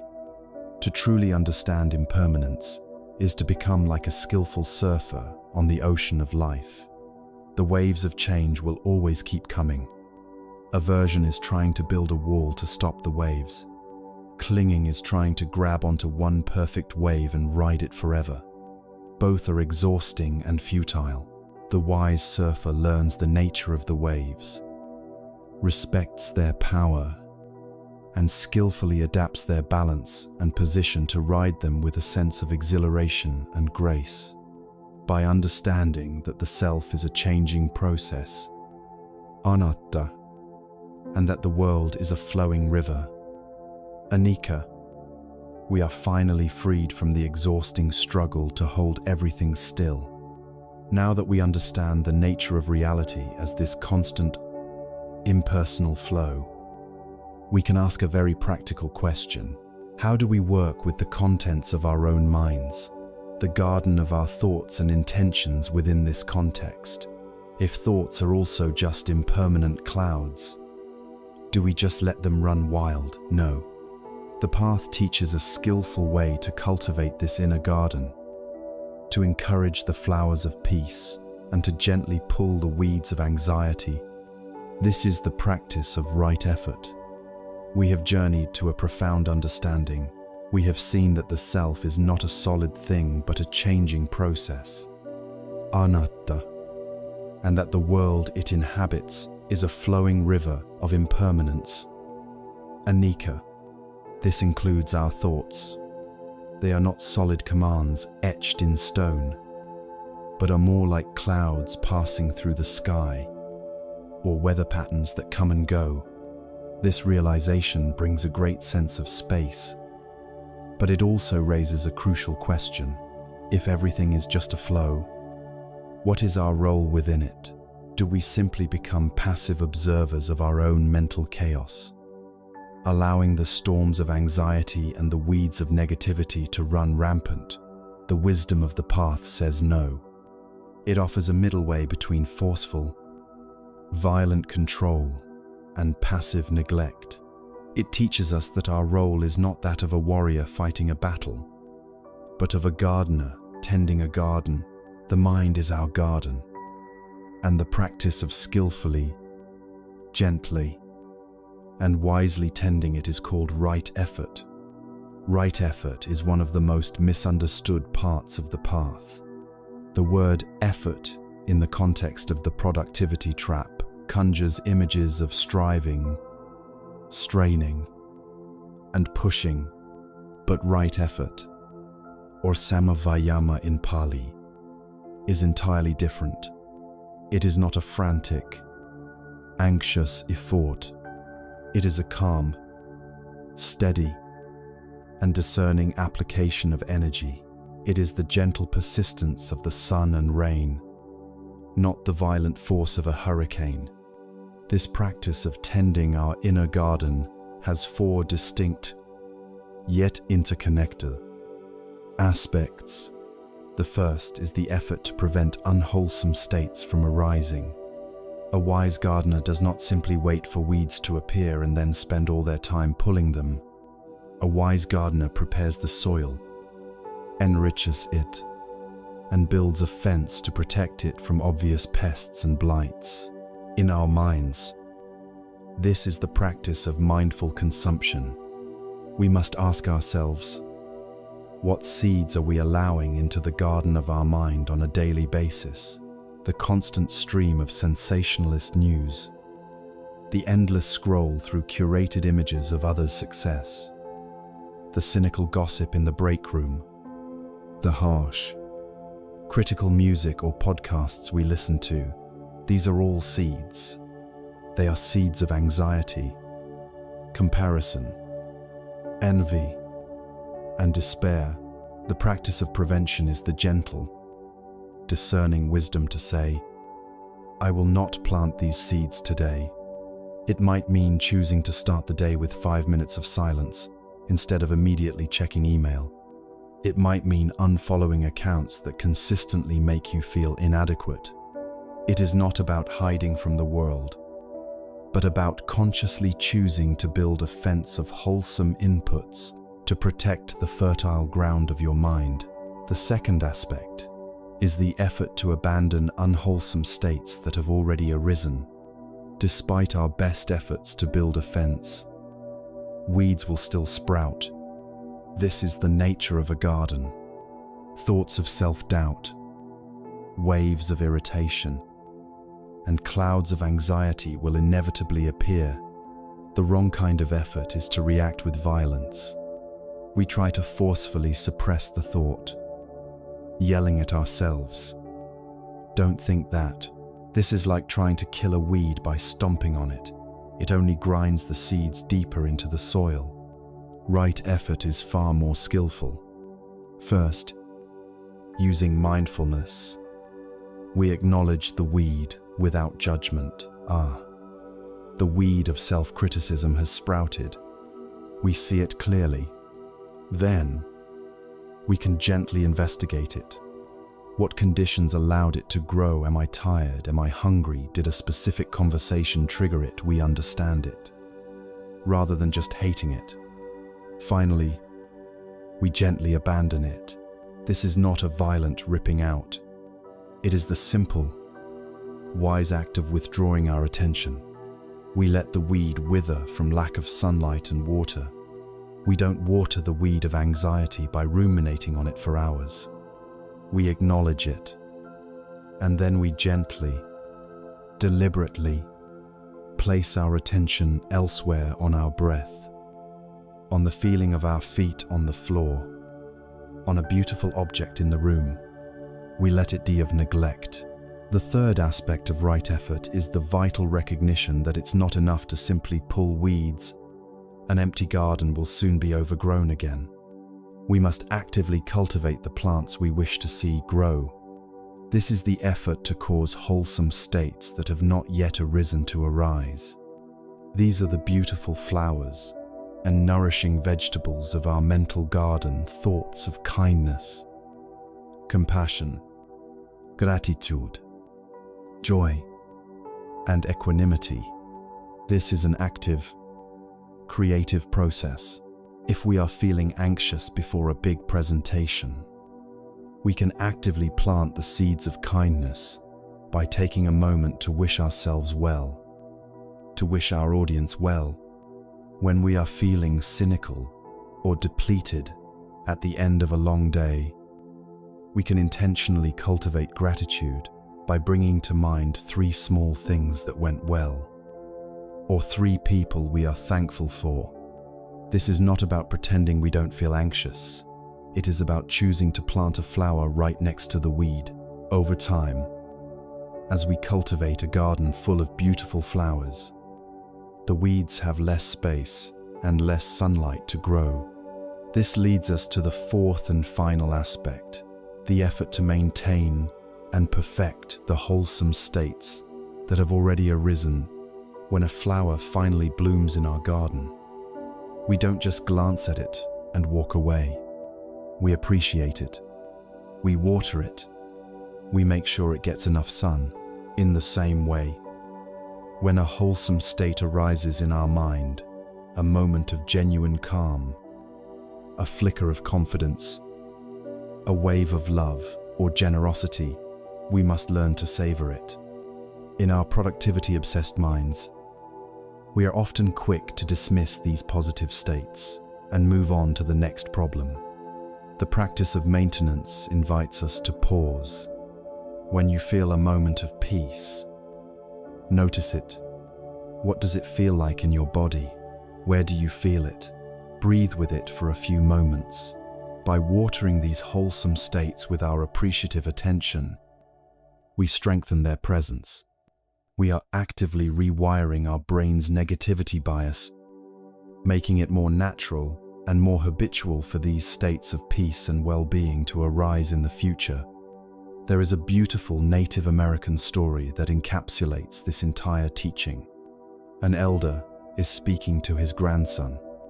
He says, "Inside every person, there is a terrible fight between 2 wolves. One wolf is the wolf of fear, anger, envy, greed, and arrogance. The other is the wolf of joy, peace, love, hope, and kindness." The grandson thinks about this for a moment and then asks, "Grandfather, which wolf wins?" The old man replies simply, "The one you feed." Right effort is the conscious and deliberate practice of choosing which wolf to feed. The unwholesome thoughts of anxiety and self-doubt are the wolf of fear. Every moment we spend ruminating on them, believing them, and fueling them with our attention. We are feeding that wolf. The wholesome states of gratitude, self-compassion, and calm are the wolf of peace. Every time we intentionally cultivate them, every time we savor them, every time we return our attention to them, we are feeding that wolf. This is not a violent battle, but a wise and compassionate redirection of our energy. We are moving from being passive spectators of this inner fight to becoming the active caretaker of our own inner world. This gentle, persistent, and discerning effort is the true engine of transformation. And this gentle art of cultivating our inner garden requires one essential nutrient, one special kind of water, without which no flower of peace can truly blossom. This is the practice of turning our kindness and care inward. Before we can truly feel peace, we must learn to be at peace with ourselves, especially with our imperfections. This brings us to the warm, healing embrace of compassion, both for others and, most importantly, for ourselves. In our exploration of right effort, we have learned to see the mind as a garden, a space that requires our wise and gentle cultivation. We have learned to build fences to prevent weeds, to gently remove the weeds that appear, to plant beautiful flowers, and to water them with our attention. But for any of this work to be truly fruitful, our garden needs one essential, life-giving nutrient. Without it, the soil remains hard, the roots cannot take hold, and the flowers of peace struggle to blossom. this vital nutrient, this living water for the soul, is compassion. It is the practice of bringing a boundless and unconditional kindness to our experience, and most radically, to ourselves. For most of us, this is the most difficult work of all. We live with a relentless inner critic, a harsh and unforgiving judge who resides in our own mind. This is the voice of the productivity trap, whispering its toxic mantras. When we are tired, it calls us lazy. When we make a mistake, it calls us stupid. When we fall short of an impossible goal, it calls us a failure. We would never dream of speaking to a friend, or even a stranger, with such cruelty. Yet we subject ourselves to this inner tirade day after day. This constant stream of self-judgment is a form of psychic violence. It puts our nervous system in a state of chronic threat, as if we are living with our own worst enemy. To find true peace, we must learn to make friends with ourselves. We must learn to offer ourselves the same kindness and understanding we so readily offer to others. This journey begins with the practice of metta.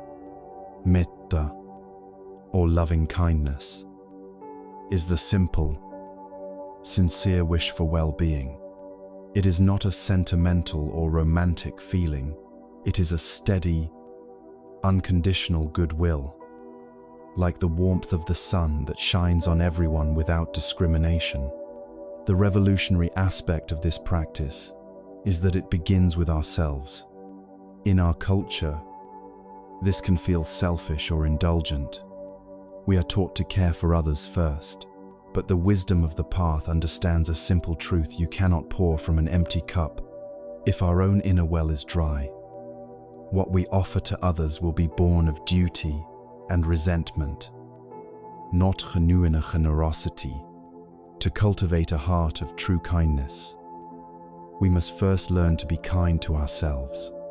The practice can be as simple as finding a quiet moment, placing a hand over your own heart, and silently offering a few phrases of goodwill. You can repeat them like a gentle mantra. May I be safe. May I be healthy in body and in mind. May I be free from danger and fear. May I be happy and at ease. At first, you may not feel anything. Your inner critic might even mock the exercise.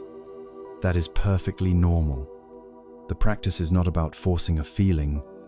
It is about the sincere, gentle intention. It is the act of planting the seed. With repetition, that seed will sprout. This practice softens the harsh edges of our striving. It is the wish for ourselves to be at ease, even as we work hard. If metta is the gentle, ambient sunshine of goodwill, then karuna, or compassion, is the specific, active response that arises when we encounter suffering. If metta is wishing someone well, karuna is the heart's response when they are unwell.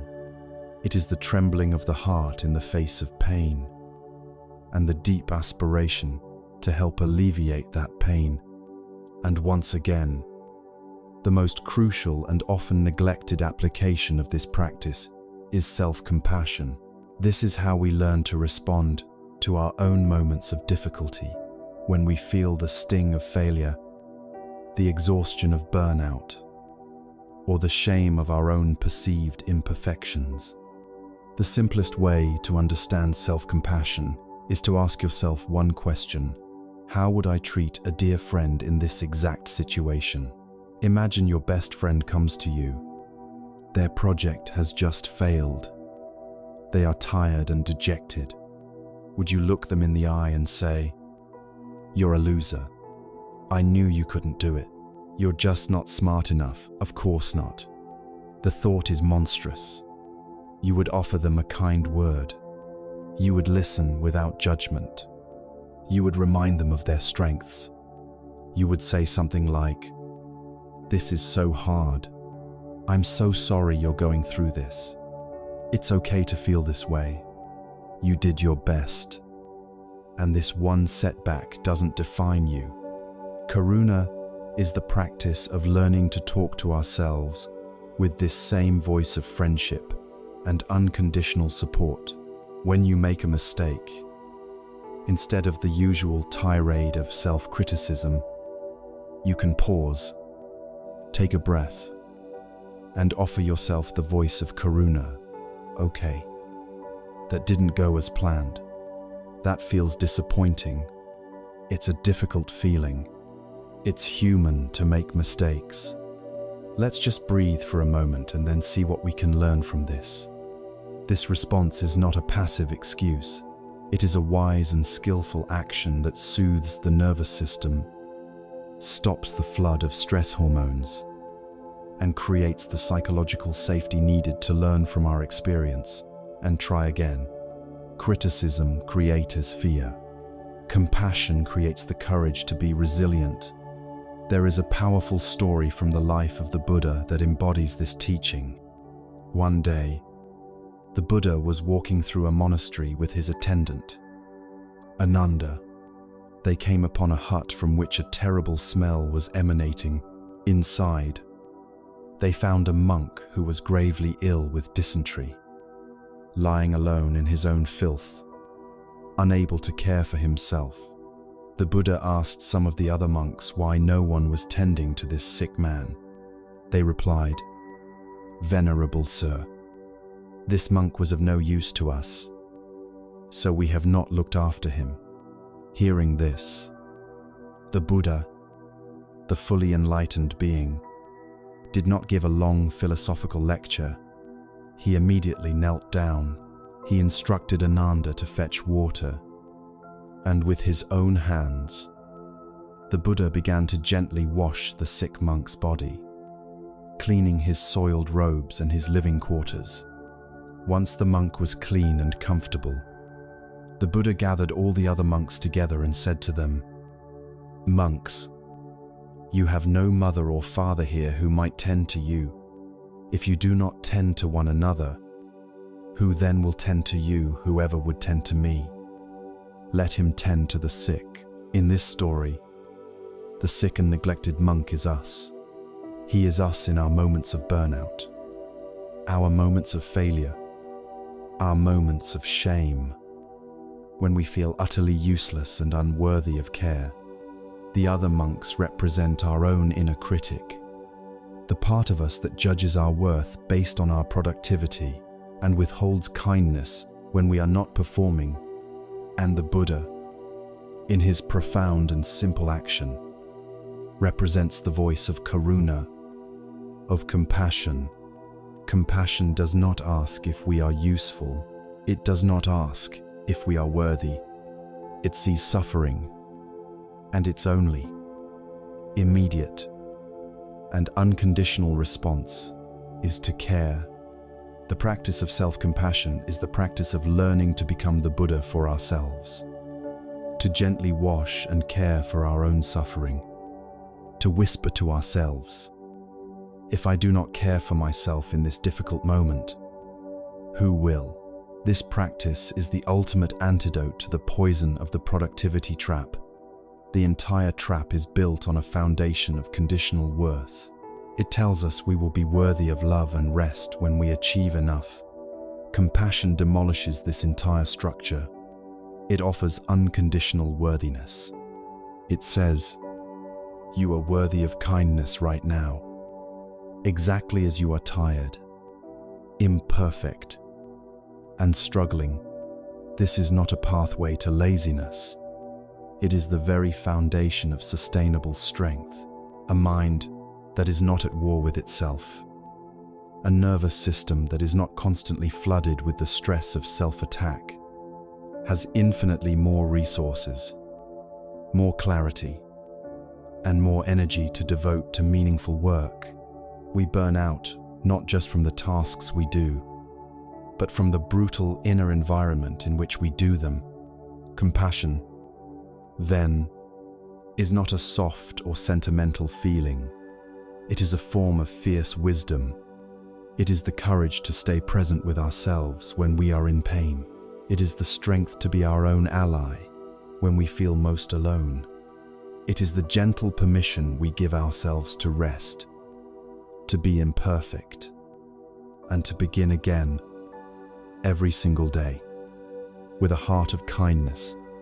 With this newfound companion of self-compassion now by our side, we are finally equipped to look at one of the most charged and feared concepts in our entire professional lives, the idea of failure.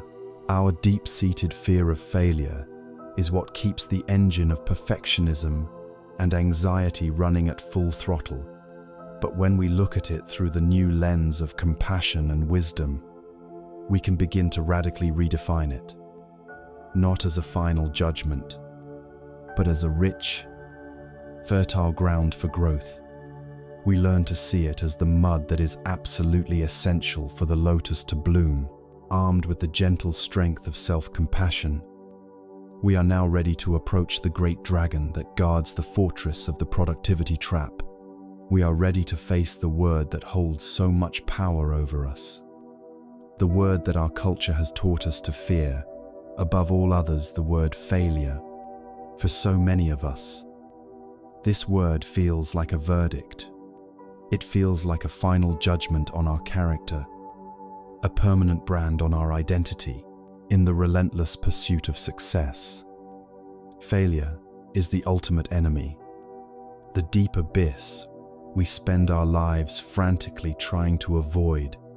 But what if this enemy is actually a wise teacher in disguise? What if this abyss is actually a fertile valley? The wisdom of the path invites us to perform a profound alchemy, to transform our relationship with failure, and to see it not as the end of the road, but as the rich, dark, and utterly essential soil from which our greatest growth will emerge.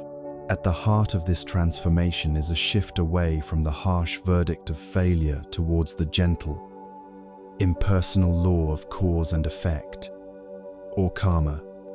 In the West, karma is often misunderstood as a system of cosmic reward and punishment, but its true meaning is much simpler and more scientific. It is the law that every action, every cause, produces a result, an effect. When a project doesn't succeed, it is not a judgment from the universe that you are a failure. It is simply an effect. It is the natural, neutral result of a complex web of causes and conditions, our actions, the actions of others, the market, timing, 1,000 seen and unseen factors. This reframing is incredibly liberating. If you are a failure, you are stuck. It is a fixed identity, a life sentence. But if the undesirable outcome is simply an effect, then you are empowered. You are no longer a victim, but a scientist in the laboratory of your own life. You can look at the result with curiosity instead of shame and ask, what were the causes and conditions that led to this effect? What can I learn from this process? What different causes can I put into motion next time to create a different effect? The focus shifts from the paralysis of self-blame to the dynamic, creative process of learning. With this new understanding, every setback, every mistake, every failure becomes a potent and precious opportunity for practice. It is the very gymnasium where we strengthen our spiritual muscles. When things go wrong, when a deadline is missed, or a plan falls apart, our immediate, conditioned reaction is often frustration, anxiety, and impatience. This moment is a direct invitation to practice what is known as kshanti, or patience. It is the chance to develop the profound capacity to sit with discomfort, to stay present with a difficult situation without immediately reacting or falling into despair. Every mistake is also a powerful diagnostic tool. illuminating our attachments with perfect clarity. When we are devastated by a setback, the intensity of our pain shows us exactly what we were clinging to. Was it the approval of our boss? Was it the need to be seen as the expert? Was it our attachment to a specific, rigid outcome? The failure is like a bright light that reveals the clenched fist of our ego, showing us precisely where our work of letting go lies. Success can often breed arrogance and blindness, but failure is a master teacher of humility. It reminds us that we are not in complete control, that we are human, and that we always have more to learn. This humility makes us more open, more teachable, and ultimately, if far wiser. The most powerful way to understand this transformation is through the timeless and beautiful metaphor of the lotus flower and the mud. The lotus is a revered symbol in many Eastern traditions, representing purity, enlightenment, and the awakened heart. But the most miraculous thing about the lotus is where it grows. It does not grow on a pristine mountaintop or in a carefully manicured garden. The lotus grows out of the mud. Its roots are anchored in the thick, murky, smelly, and seemingly ugly sludge at the bottom of a pond. Without this mud, the lotus could not exist. Let us see our lives through this lens. The mud is the collection of all our failures. It is our mistakes, our regrets, our embarrassing moments, our rejections, our wrong turns. It is everything we have been taught to feel ashamed of, to hide, to wash away. It is the messy, complex, and often painful stuff of our human experience. The lotus seed is our innate potential for wisdom, peace, and compassion. But for that seed to grow, it cannot remain a dry, clean seed. It must be dropped into the mud. It must be willing to be nourished by the very stuff we have rejected. The lotus stem must then undertake the difficult journey of pushing its way up through the darkness of the mud and the turbulence of the water to finally reach the surface and the light. And when it blooms, it opens into a flower of breathtaking beauty, pristine and radiant, its petals unstained by the murky water from which it emerged. The crucial teaching is this: the beauty of the flower is not separate from the ugliness of the mud. The flower is beautiful because of the mud, not in spite of it. The mud is the rich, nutrient-dense compost that provides the very energy for the lotus to grow and blossom. The richest, thickest mud produces the most magnificent flowers. This is a direct instruction for our lives. We must learn not to despise our mud. The mistakes you have made in your past are not just stains on your record. They are the very nutrients that will feed your future wisdom. The times you have felt embarrassed or humiliated are the soil from which your humility and empathy will grow. The painful rejections you have endured are the rich, dark ground that will give birth to your resilience.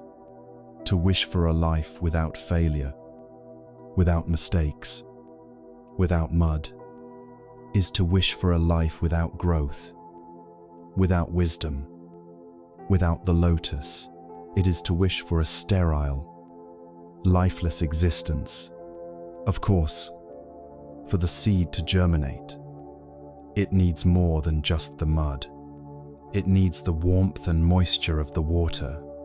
This is the water of our compassion. If we simply sit in our mud and hate ourselves for it, we will remain stuck, drowning in self-pity and shame. It is only when we bring the warmth of self-compassion, of karuna, to our experiences that the seed of our potential can begin its journey. Self-compassion is what allows us to look at our mud and say, Yes, this is messy. Yes, this is painful. And yes, I have the strength and the goodness within me to grow through this. It is the kindness that turns toxic shame into fertile soil. We invite you now to redefine failure. It is not an endpoint. It is not a verdict. It is compost. It is fuel. It is the sacred, necessary mud. Look back upon a time in your life you previously labeled a failure. Can you now, with the eyes of wisdom and compassion, I see the lotus that grew from that mud. Can you see the strength, the resilience, the humility, or the wisdom that you would not possess today had you not gone through that difficult experience?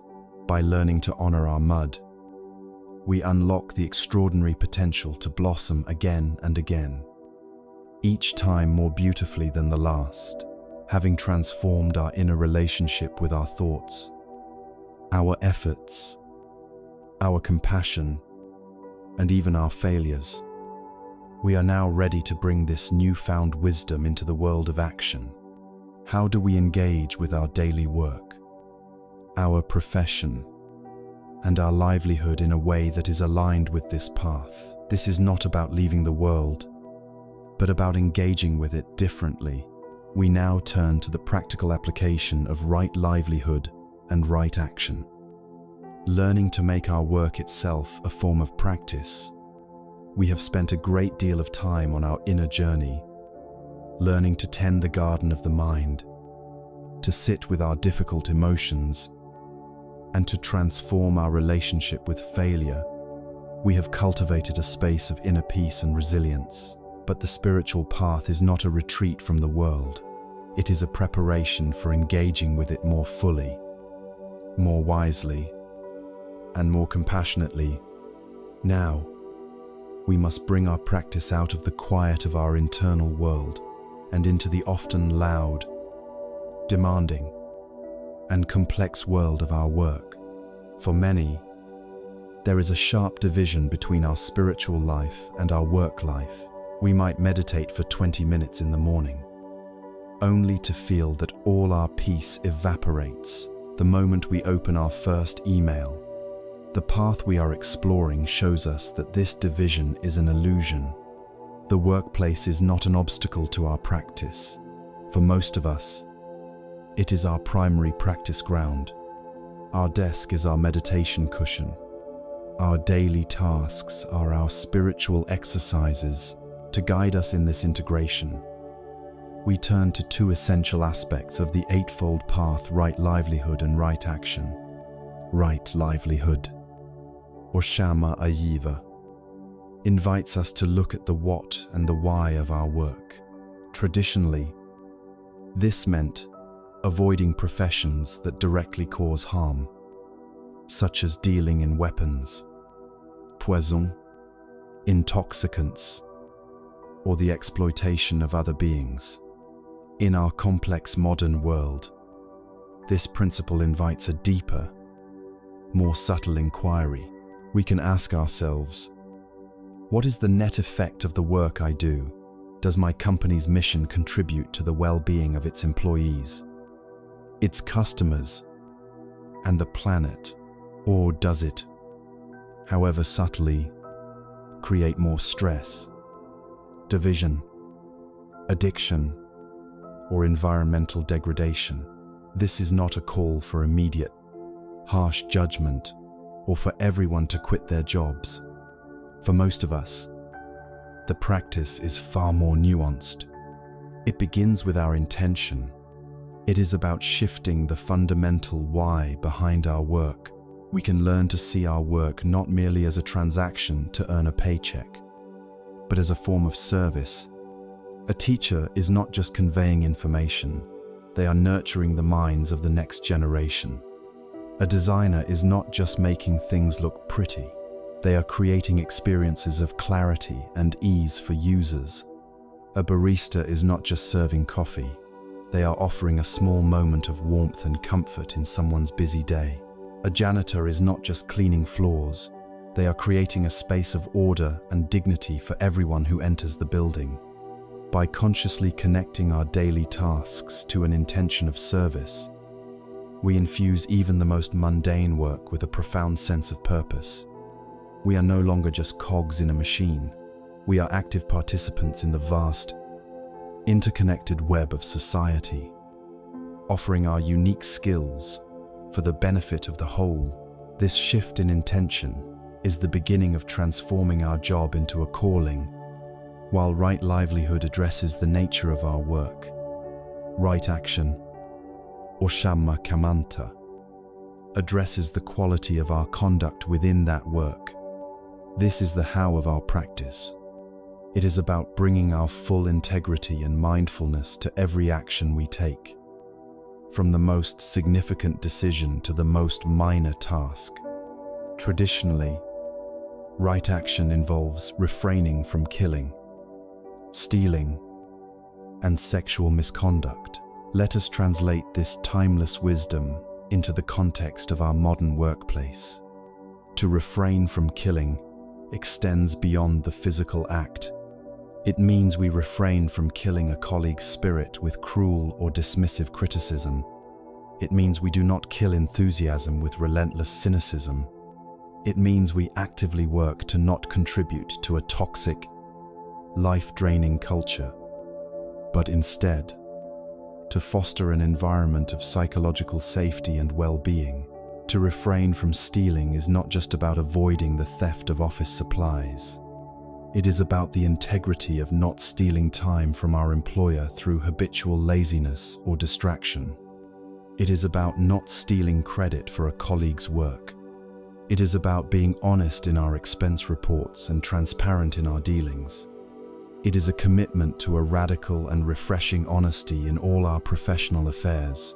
And to refrain from misconduct in relationships means to engage with all our colleagues with respect and dignity, maintaining clear professional boundaries and ensuring that our interactions are free from any form of harassment, manipulation, or exploitation. Right action is the moment-to-moment practice of aligning our external behavior with our deepest inner values. How we respond to a difficult email, how we handle a disagreement, how we speak about a manager who is not present. These are all our practice. This leads us to the most profound level of integration, where our work itself becomes a form of active meditation. This is the practice of unifying our mind and body in the present moment, bringing our full, undivided attention to the task at hand. Think of a master artisan, a potter at their wheel, as the clay spins. Her mind is not wandering to her unpaid bills or planning her weekend. Her entire being is present. Her awareness is in the feeling of the wet clay under her fingertips, the pressure of her hands, the emerging shape of the pot. There is no separation between the doer and the doing. This state of complete absorption, often called flow, is a powerful form of meditation, and it is available to every one of us, regardless of our profession. When you are writing a report, just write the report. Feel the sensation of your fingers on the keyboard. Focus on the structure of the sentences. Engage completely with the ideas you are trying to convey. When the mind wanders, as it inevitably will, gently and kindly guide it back to the task, just as you would guide it back to the breath in sitting meditation. When you are in a meeting, practice the art of deep listening. Instead of formulating your own response while someone else is speaking, give them the gift of your full, non-judgmental attention. Listen not just to their words, but to the meaning and feeling behind them. This practice can transform even the most tedious tasks into opportunities for cultivating focus and peace. Filing documents, organizing a spreadsheet, cleaning your workspace, each can be performed with a meditative quality When we bring this quality of serene, single-minded presence to our work, a remarkable thing happens. The frantic, anxious energy of the productivity trap dissolves. We stop trying to do 5 things at once, and instead, we do one thing at a time, with our full presence. Paradoxically, this often leads to work of a much higher quality, produced with far less stress. By infusing our work with the intention of service through right livelihood, by conducting ourselves with unwavering integrity through right action, and by performing our tasks with the focused presence of active meditation, we erase the artificial boundary between our spiritual practice and our professional life. Our work is no longer something to be endured in order to get to the moments of peace. The work itself becomes the path to peace. Our office chair becomes our zafu cushion. Our daily challenges become our wisest teachers. We are no longer sacrificing our peace for our productivity. We are discovering a profound peace and purpose in our mindful, productive, and compassionate activity. This practice of bringing our full presence to the actions of our day is deeply nourishing. However, the world of work is loud, demanding, and full of distractions. To sustain this active practice, we must also nourish its roots. We must periodically retreat from the world of doing and noise into the world of being and silence. We must complement our active meditation with the deep, restorative power of stillness. This brings us to the importance of doing nothing and the formal practice of sitting meditation. We have learned to bring our practice into the world of action, to see our work as a path of service, integrity, and active meditation. This is how we engage with the river of life. But to navigate a powerful river day after day, we cannot spend all our energy paddling. We must also have times where we pull our boat ashore, rest, and replenish our strength. In our society, which worships at the altar of productivity, the act of stopping, of deliberately doing nothing, is often seen as the greatest sin. It is equated with laziness, inefficiency, and a lack of ambition. We are conditioned to believe that to be still is to be unproductive. The wisdom of the path reveals the profound error in this belief. It teaches us that the intentional practice of stillness, the formal act of sitting in meditation, is not a waste of time. It is, in fact, one of the most powerful, effective, and productive things we can possibly do.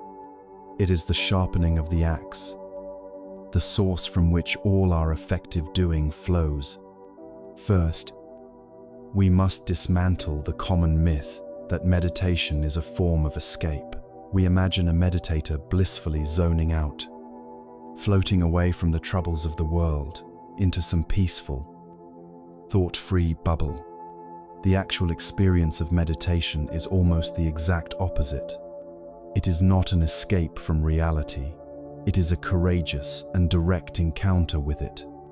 For perhaps the only time in our entire day, we make the radical decision to stop running. We stop distracting ourselves with tasks, with entertainment, with plans and worries. We simply sit down and we agree to be present with whatever arises in our inner world. And what arises is often the very reality we have been running from: the restlessness in our legs, the tension in our shoulders, the chaotic cascade of thoughts, the persistent hum of our anxiety. To sit in meditation is to face ourselves without a buffer, without an escape route. It is a deep dive into the raw, unfiltered texture of our present moment experience. It is not an act of cowardice, but an act of profound courage. From this courageous act of doing nothing comes a paradoxical form of productivity that nourishes every other aspect of our lives. Our minds, like any other part of our body, experience fatigue, the relentless cognitive load of a modern workday, making decisions, solving problems, managing relationships. Processing information depletes our mental energy. Meditation is the act of placing our brain on a charger by intentionally letting go of the need to think, plan, and solve. We reduce the load on our prefrontal cortex, the CEO of our brain. This period of quiet non-doing allows our mental resources to recover, leading to greater clarity, resilience, and stamina throughout the rest of our day. Furthermore, the practice of sitting meditation is one of the most powerful forms of attention training available to us. The simple instruction to rest our attention on a single object, such as the sensation of the breath, and to gently return it every time it wanders, is like taking our brain to the gym. Each time we notice the mind has drifted and we kindly guide it back, we are strengthening the neural pathways responsible for focus and concentration. We are building the mental muscle of attention. A mind that is trained in this way becomes less scattered, less susceptible to distraction, and more capable of bringing a calm, sustained focus to the tasks that matter. This stillness also creates the fertile ground for creativity and insight to bloom. Our greatest ideas and most elegant solutions rarely emerge when we are gritting our teeth and trying to force them. They tend to bubble up in moments of ease in the shower, on a long walk, or in the quiet space of meditation, when we allow the loud, striving, analytical part of our mind to quiet down. We create the space for our more intuitive, subconscious wisdom to be heard. New connections are formed, hidden patterns are revealed, and creative solutions appear, not because we chased them, but because we created the silence for them to arise. The most potent analogy for this process is that of a glass of muddy water. Imagine your mind on a typical busy day is like a glass of clear water into which several handfuls of dirt, sand, and gravel have been thrown. The whole mixture is then shaken vigorously. The result is a murky, chaotic, brown mess. It is impossible to see through it. This is the state of our mind when it is filled with stress, competing thoughts, and turbulent emotions. Our usual, untrained response to this murky state is to try and fix it by doing more. We shake the glass even harder, hoping to force the dirt to go away. We think harder. We worry more. We analyze endlessly, but this only stirs up the mud even more, making the water less clear than before. The wisdom of meditation offers a radically different solution. It suggests we simply set the glass down, we place it on a steady surface, and we let it be still. We don't have to do anything to the water. We don't have to try and pick the dirt out. By the simple, powerful, and mysterious force of stillness itself, the heavy particles of mud and sand will naturally, and of their own accord, begin to settle to the bottom. Gradually, minute by minute, the water begins to clear, until finally, it becomes transparent again, with all the sediment resting peacefully at the base of the glass. Our turbulent thoughts and emotions are the mud. The practice of formal meditation is the act of setting the glass of our mind down for a few minutes each day. We don't have to fight our thoughts or force them to go away. We simply allow the whole system to be still. And in that stillness, clarity naturally emerges. The answers we were striving for so desperately often appear with effortless ease once the mud has settled. To begin this practice is simple and requires no special equipment. Find a place where you can sit undisturbed for just a few minutes. Sit in a way that is both comfortable and dignified, on a chair with your feet flat on the floor, or on a cushion on the floor. Let your back be straight but not rigid, like a mountain that is both solid and at ease. Allow your hands to rest in your lap and let your eyes gently close, or rest your gaze softly on the floor a few feet in front of you. Now, bring your attention to the feeling of your breath.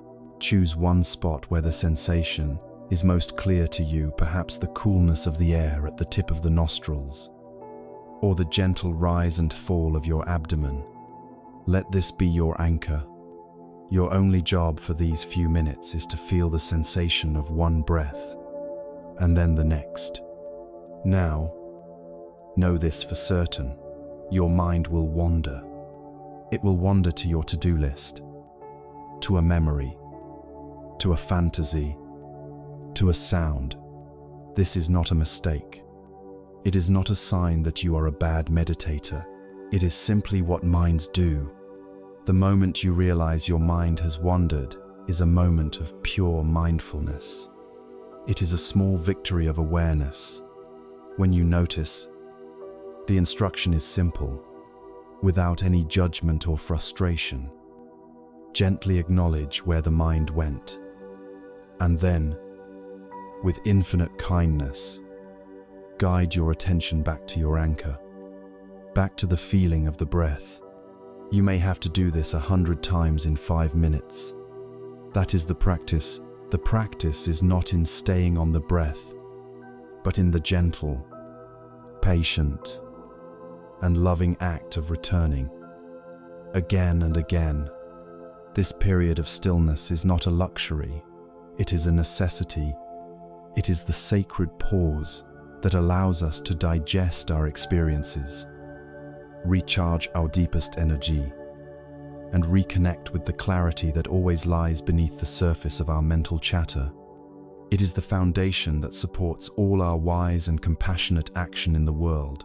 This practice of sitting in stillness allows the mud of our mind to settle, revealing a new clarity. But it also reveals the nature of the weather patterns within us more starkly. As we sit, we may be confronted by powerful waves of emotion, anxiety, frustration, sadness, or anger. Merely being still is not enough. We must also learn how to skillfully ride these inner waves without being capsized. This brings us to the crucial skill of emotional regulation, of learning to be with our feelings without being overwhelmed by them. In the deep quiet of formal meditation, we create a space for the muddy water of our minds to settle. This stillness brings clarity, but it also brings us into a more direct and intimate relationship with our inner world. As the external distractions fall away, we can no longer ignore the powerful currents of emotion that flow within us. In the silence of our practice, or in the middle of a busy workday, a wave can suddenly arise, a surge of anxiety before a presentation, a flash of anger in response to an email, a heavy fog of sadness or discouragement. Our typical, conditioned response to these powerful emotional waves is usually one of two unskillful extremes. The first is suppression. We grit our teeth, pretend we are not feeling what we are feeling, and try to power through. This is like trying to hold a large beach ball underwater. It requires an immense amount of energy, and eventually, inevitably, the ball will shoot up to the surface with explosive and unpredictable force. Often, at the worst possible moment, the second extreme is to be completely hijacked by the emotion, to let the wave consume us. In this state, we lash out, we send the angry email, We say the cutting remark. We are completely identified with the emotion, and we almost always cause harm to ourselves and others. The path of wisdom offers a third way, a skillful middle path between suppression and uncontrolled expression. It is the art of learning to ride the waves. This practice begins with a new understanding of what an emotion is. An emotion is simply energy in motion, or emotion. It is a natural, physiological, and neurological event, a signal from our inner world that carries information. It is not inherently good or bad. It is simply a form of energy that wants to be acknowledged and to move through us. When we suppress it, we trap that energy in our bodies, where it festers and turns into chronic stress or anxiety.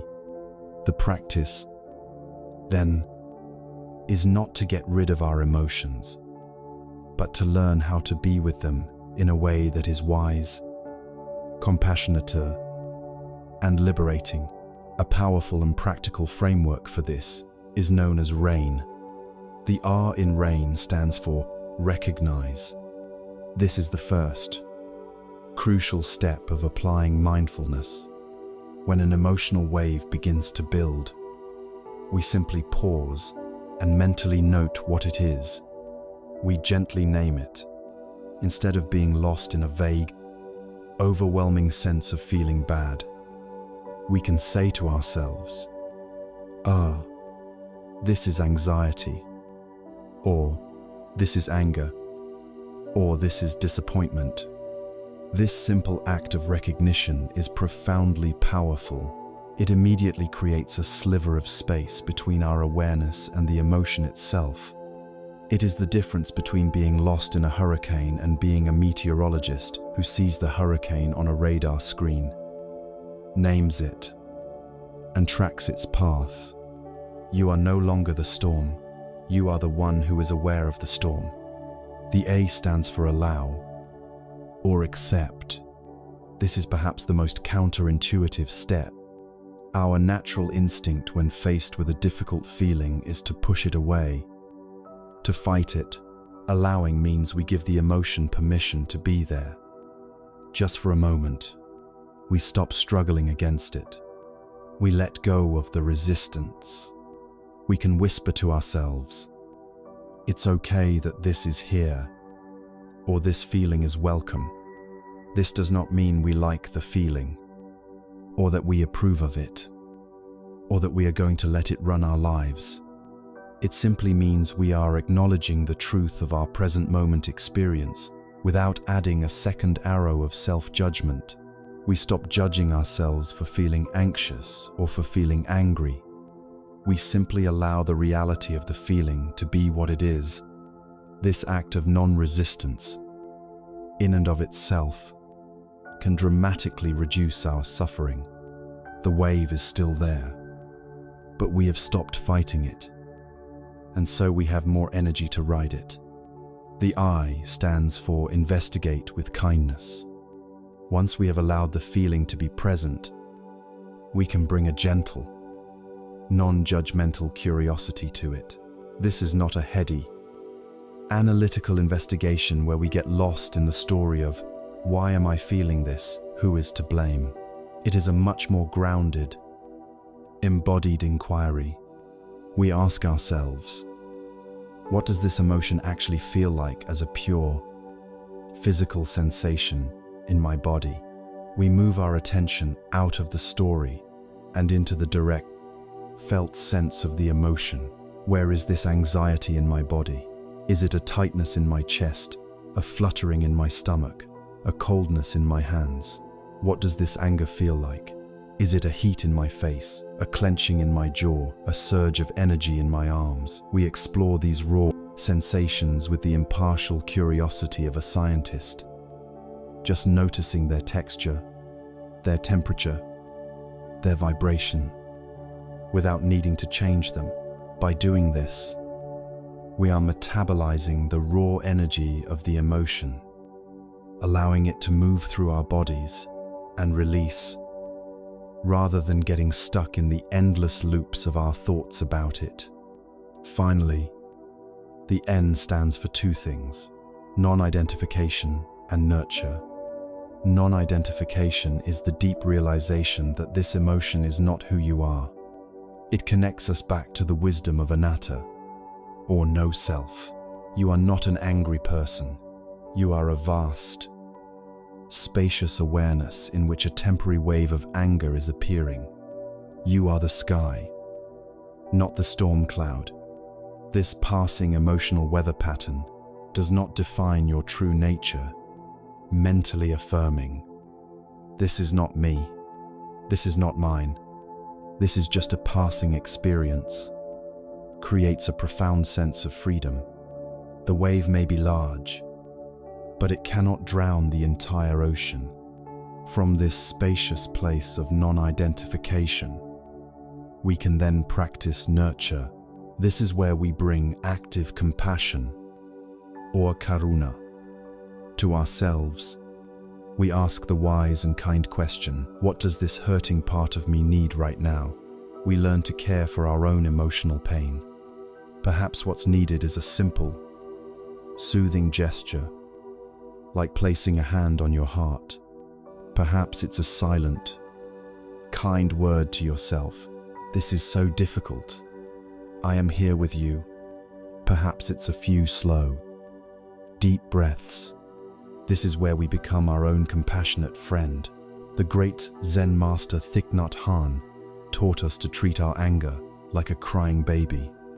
When a baby cries, we do not ignore it or yell at it. A good parent will gently pick up the crying baby, hold it with tenderness, and try to soothe it. Our anger, our fear, our sadness, these are our crying babies. They are parts of ourselves that are in pain and are calling for our attention and care. The practice of nurture is to mentally pick up our difficult emotion, to hold it with the mindfulness and tenderness of a loving parent, and to whisper to it, "I see you. I am here for you. I will take good care of you." Throughout this entire rain process, our most faithful companion and constant support is our breath. When an emotional wave feels overwhelming, the simplest and most powerful practice is to return your attention to the anchor of the breath, focusing on the physical sensation of a slow, deliberate exhale has a direct calming effect on the nervous system. It activates our parasympathetic nervous system, the body's natural braking system for the fight or flight response. The breath is our surfboard. It doesn't make the waves disappear, but it gives us the stability, the balance, and the grounding we need to ride them with skill and grace. By practicing in this way, we transform our entire relationship with our inner life. We are no longer victims of our own emotional storms, nor are we harsh dictators trying to suppress any hint of rebellion. We become wise and compassionate navigators of our own hearts. This skill of riding the inner waves gives us immense freedom and resilience, allowing us to move through the unavoidable challenges of work and life with greater poise, wisdom, and a profound sense of inner peace.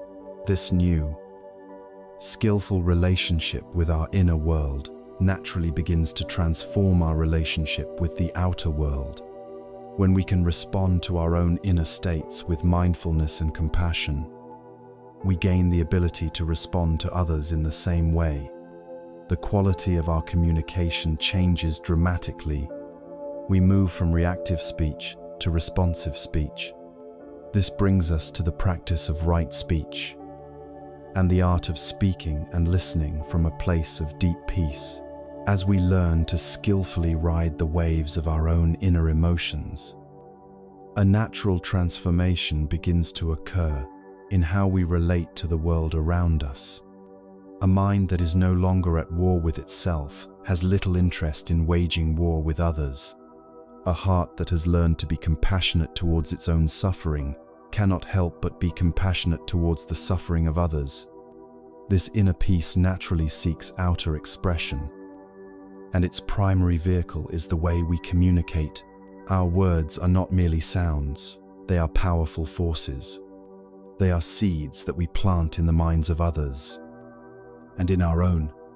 A single, carelessly spoken word can cause a wound that lasts for years, while a single, mindfully chosen word can heal, inspire, and connect. The practice of using our communication to reduce suffering and create harmony is called right speech, or samaveka, in the high-pressure, often impersonal environments of our workplaces. It is one of the most transformative and healing practices we can undertake. The wisdom of right speech can be understood as a series of 4 gates, or filters, through which our thoughts must pass before we give them voice. The first and most fundamental gate is truth. We ask ourselves, is what I am about to say true? This goes deeper than simply avoiding outright lies. It means committing to a life free from exaggeration, distortion, and speculation. It means refusing to participate in the toxic cycle of office gossip, which is the spreading of information that is often unverified and almost always harmful. It means having the integrity to say I don't know, rather than pretending to have an answer. When we commit to speaking only what we know to be true, we build a foundation of trust and reliability that becomes the bedrock of all our professional relationships. But truth alone is not enough. A statement can be true, but also cruel and destructive. So, the thought must pass through the second gate, kindness. We ask, even if this is true, is it kind? Is my intention to help or to hurt? This is especially crucial when giving feedback or addressing a problem. The truth might be that a report is full of errors. The unkind way to express this is a complete mess. Did you even read it? The kind way is to honor the other person's efforts while addressing the issue. Thank you for all the work you put into this. I've gone through it and have some ideas on how we can make it even stronger. Would you be open to reviewing them together? The first approach creates shame and defensiveness. The second creates an atmosphere of collaboration and psychological safety. Kindness is not about avoiding the truth. It is about choosing to deliver the truth with a heart of compassion and goodwill. Next, the thought must pass through the third gate, benefit. We ask, is this statement beneficial? Is it useful? Is it helpful? Sometimes, a comment can be both true and kind, yet serve no useful purpose. It is simply adding more noise to an already cluttered space. This gate stops us from complaining just for the sake of complaining, from offering unsolicited advice, or from pointing out problems without being willing to be part of the solution. It disciplines our speech, focusing it on what is constructive and what will move a conversation or a project forward in a positive direction. It is the practice of making our words count, of ensuring they are a contribution, not just a commentary. Finally, even if a thought is true, kind, and beneficial, it must pass through the fourth gate, right timing and place.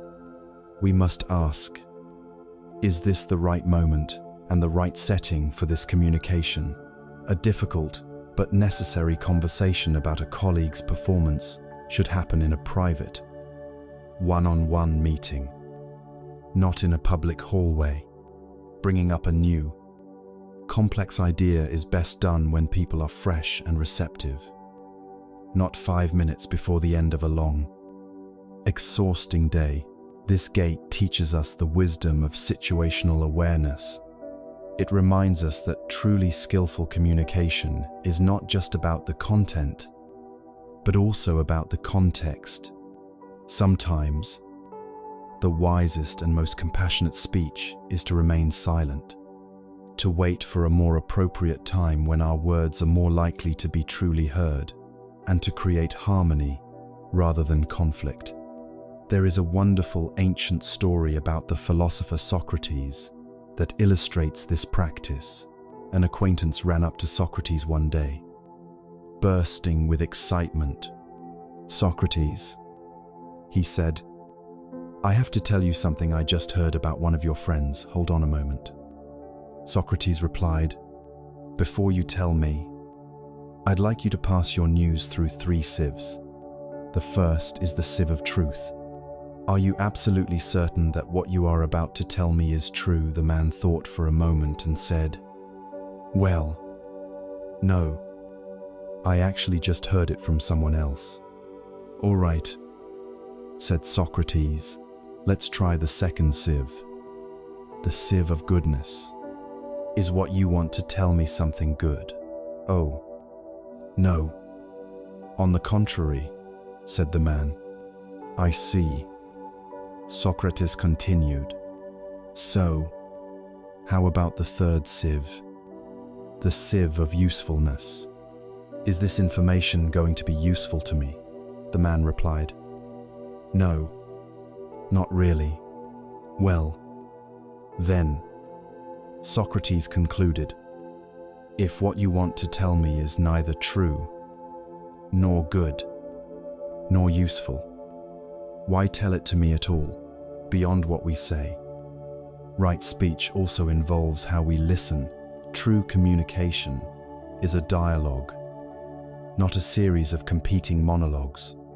The practice of deep listening is to offer someone the rare and precious gift of our full, undivided, and mindful presence.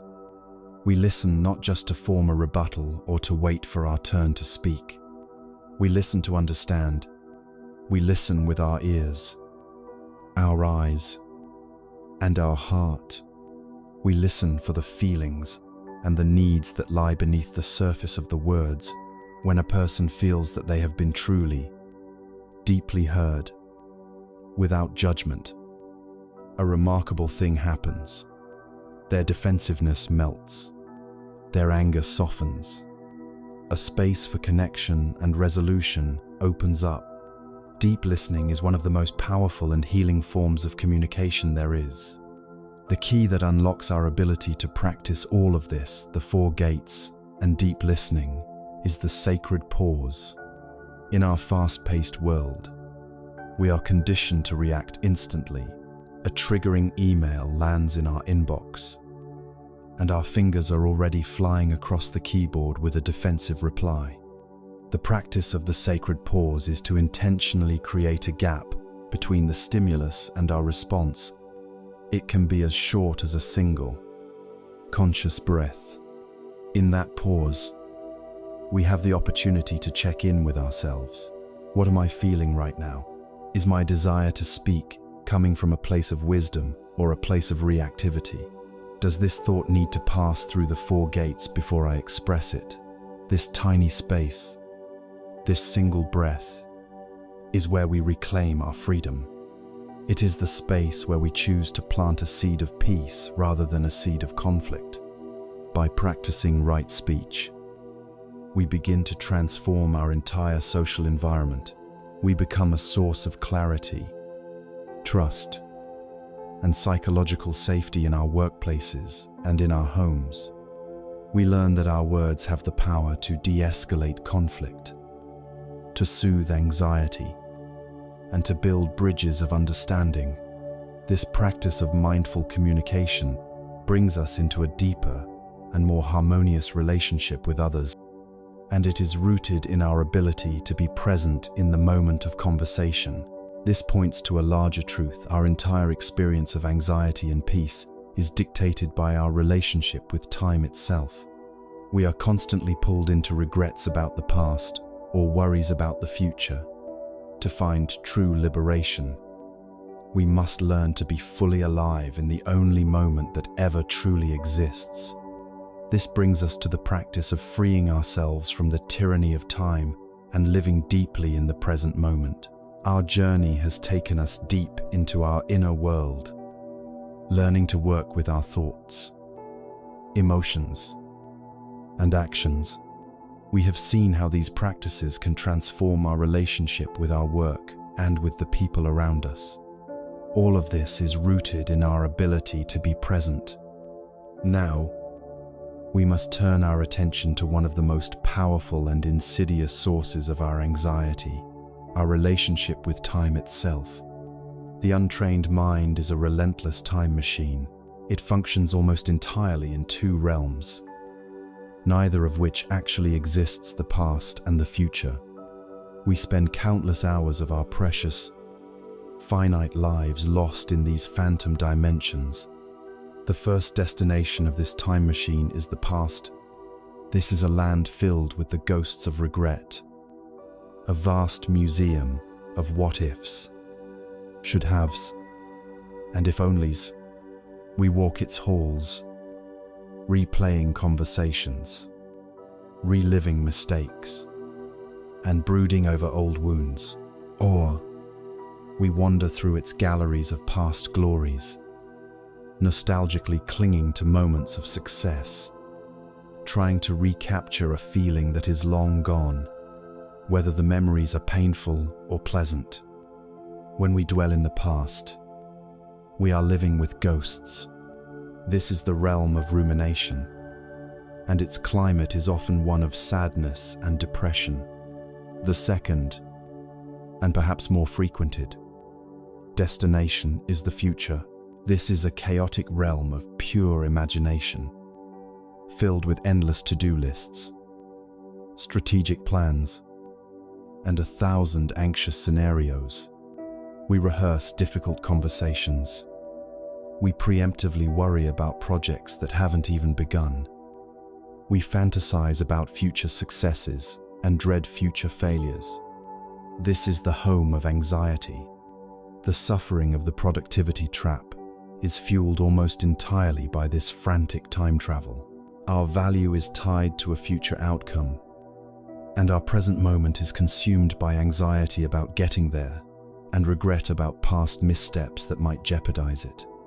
The present moment, the only place where life is actually happening, gets squeezed into a tiny, insignificant gap between the heavy burden of the past and the crushing weight of the future.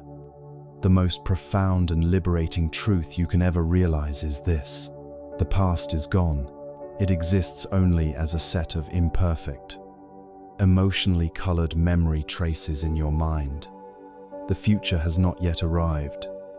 It exists only as a series of predictive thoughts, a fantasy being projected by your mind. They are both illusions. The only time you have ever been alive, the only moment you can ever feel the warmth of the sun, hear a loved one's voice, take a breath, or make a choice, is right now. Life is not a long road you are traveling on. Life is a series of present moments, strung together like pearls on a string. Your entire life is only ever happening in this single, unfolding pearl of now. This is not a mystical or philosophical concept. It is the most practical reality of your existence. Check it for yourself. Right now, where are you? You are here. When are you? You are now. The feeling of your body sitting is happening now. The sounds entering your ears are happening now. Even a thought about the past or the future is an event that is happening in the present moment. To realize this is to awaken from a long dream. It is to see that we have been sacrificing the one thing that is real, this precious, vibrant moment, for two phantoms of our own creation. Imagine a tightrope walker, poised on a thin rope stretched across a vast canyon, for her to make it safely to the other side. Where must her attention be? If she looks back at the platform she just left, dwelling on the past, she will lose her balance. If she stares too intently at the destination platform far in the distance, fixating on the future, she will lose her footing. Her very survival depends on her ability to bring her full, complete, and unwavering attention to the present moment, to the feeling of the rope beneath the sole of her foot, right here, to the subtle shifts in the wind, right now, to the balance of her body in this single step, and then the next, and then the next. We are all tightrope walkers on the slender rope of the present moment, suspended between the chasm of the past and the chasm of the future. Our peace, our effectiveness, and our very sense of being alive depend on our ability to focus on the step we are taking right now. Knowing this is one thing, but practicing it is another. The mind's habit of time travel is strong. Therefore, we need simple, practical anchors that we can use to bring our wandering mind home to the present moment. Anytime, anywhere, your most reliable anchor is your own breath. The breath has a magical quality. It is always happening in the now.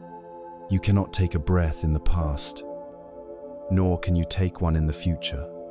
To bring your awareness to your breath is to instantly land in the present. You can do this right now. Simply feel the sensation of one full inhalation and one full exhalation. Don't try to change it. Just feel it. In that simple act, you have come home. Another powerful anchor is your body. Your body is always in the present moment. Your thoughts can be in 1,000 different places, but your body is always right here, right now. You can anchor yourself by feeling the points of contact your body is making with the world. Feel the weight of your body on the chair. Feel your feet flat on the floor. Feel the fabric of your clothes against your skin. These physical sensations are portals to the present moment, pulling your awareness out of the abstract realm of thought and into the tangible reality of your physical existence. You can also use your 5 senses as gateways to the now. Take a moment to practice with your sense of sight. Choose one object in your field of vision, perhaps a plant or a cup. Look at it as if you are seeing it for the first time. Notice its color, its shape, its texture, the way the light falls upon it. Simply see it, without getting lost in the label or the story about it. Then, practice with your sense of hearing. Gently close your eyes for a moment and just listen. Let the sounds of your environment wash over you, the hum of a fan, a distant voice, the sound of your own breathing. Hear them simply as vibrations, without judging them as pleasant or unpleasant. Just listen to the symphony of the present moment. The practice of mindfully drinking a cup of tea or coffee can be a profound meditation. Instead of drinking it on autopilot while thinking about something else, give the experience your full attention.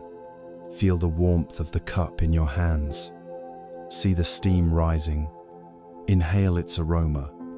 When you take a sip, taste it fully. Let the entire universe of your awareness shrink to the simple, rich experience of this one cup of tea.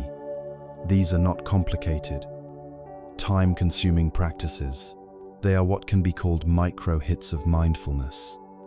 They can be done in seconds, and they can be done anywhere. In the middle of a stressful meeting, you can feel your feet on the floor. While waiting for a file to download, you can take one conscious breath. By weaving these simple anchors throughout your day, you train your mind to return home to the present moment again and again. You learn to live your life on the tightrope, with balance, poise, and grace. When you do this, you discover that the present moment is not empty or boring. When you give it your full attention, it is rich, vibrant, and contains everything you truly need. Your anxiety about the future diminishes because you are no longer living there. Your regret about the past softens because you are no longer haunting its halls. As you learn to inhabit this present moment more fully, something remarkable begins to happen. You discover that you do not need to achieve some great future success to be happy.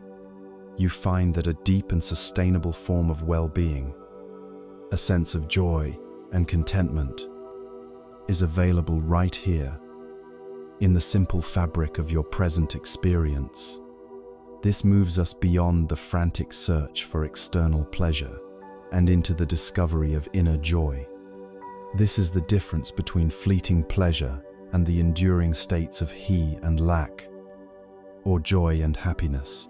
As we learn to anchor ourselves in the calm reality of the present moment, we begin to make a startling and revolutionary discovery.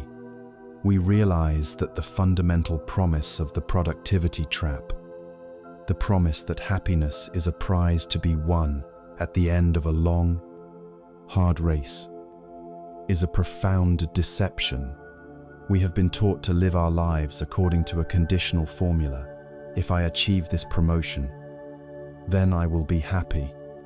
If I earn this amount of money, then I will feel secure. If my work receives praise and recognition, then I will feel a sense of joy. We spend our lives chasing these external conditions, believing they are the source of true well-being. But our own experience, when we look at it honestly, shows us the flaw in this logic. The happiness that comes from achievement is intensely fragile and painfully fleeting. Imagine that this kind of happiness is like a can of a sugary, fizzy drink. When you finally get it, there is an exciting pop, a rush of fizz, and a sweet, intense taste. It provides a momentary high, a quick jolt of pleasure and energy. But how long does it last? The fizz quickly goes flat, and the sugar rush is soon followed by a crash, leaving you feeling depleted, and often even more thirsty than you were before. And so, you are driven to find another can, and then another. This is the hedonic treadmill. It is the endless, exhausting cycle of chasing fleeting pleasures that never truly quench our underlying thirst for genuine happiness. The wisdom of the path invites us to stop chasing the soda cans and instead to look for a different kind of nourishment. It tells us that within the landscape of our own mind, there exists a cool, clear, and ever-flowing spring of well-being. This spring does not offer the intense, artificial fizz of external validation, but it offers something far more valuable, a deep, quenching, and sustainable nourishment for the heart. Learning to drink from this inner spring is the difference between seeking fleeting pleasure and cultivating authentic joy. In the language of this path, these deeper states of well-being are known as piti and sukha. Piti is the first taste of this inner wellspring. The word is often translated as rapture or bliss, which can sound dramatic and inaccessible. It is more helpful to think of piti as an uplifting, non-sensual joy, a kind of mental buoyancy or zest. It is a happiness that is not caused by something happening outside of you, but is generated from within. Piti is the joy that can bubble up spontaneously when the mind becomes calm and settled in meditation. It can feel like a pleasant tingling sensation, a feeling of lightness in the body, or gentle waves of joyful energy. It is the natural happiness of a mind that is temporarily free from its usual burdens of worrying, planning, and criticizing. This inner joy also arises from our actions in the world. When we act with integrity, when our actions are aligned with our deepest values, there is a happiness of blamelessness that arises, a quiet, clean joy that comes from having a clear conscience. This is piti, when we perform a genuine act of generosity, giving our time, our full attention, or our resources without any expectation of reward or recognition. We often feel a warm, uplifting glow in our hearts. This, too, is piti. It is the joy that comes from connection and contribution, a joy that is far more satisfying than the pleasure of acquisition. We can also cultivate it directly through the practice of gratitude, when we intentionally bring to mind the things we are thankful for, no matter how small. We are actively generating this inner sense of joyful appreciation. Piti is the radical discovery that we do not need to get anything from the outside world to feel joy. We have a joy-generating capacity right here inside us. As the excited, bubbly energy of piti begins to settle, it matures into a deeper, more serene, and more stable state of well-being called sukha. If piti is the thrilling discovery of the cool spring, sukha is the deep, lasting contentment of having drunk from it and feeling utterly at ease. If piti is a bright, uplifting energy, sukha is a calm, abiding peace. It is the feeling that, in this moment, nothing is missing. It is a profound sense of inner okayness, a quiet happiness that is not easily disturbed by the changing winds of fortune. This is the key difference. The happiness that comes from external achievement is incredibly vulnerable. The pleasure of a successful presentation can be instantly destroyed by a single critical comment. The joy of a promotion is quickly overshadowed by the new pressures and anxieties it brings. Sukha, however, is like the deep, calm water at the bottom of the ocean. The surface may be turbulent, with waves of praise and blame, success and failure, but the depths remain tranquil and undisturbed. This is the true peace and resilience we have been searching for all along. It is not a manic high, but an enduring sense of contentment that becomes the ground of our being. So, how do we find this inner spring and cultivate these states of piti and sukha? The path is practical. It begins with our daily practice of stillness. Consistent meditation calms the muddy waters of the mind, creating the quiet conditions necessary for the natural clarity and joy of our deeper nature to emerge. We also cultivate it through the practice of generosity, or dana.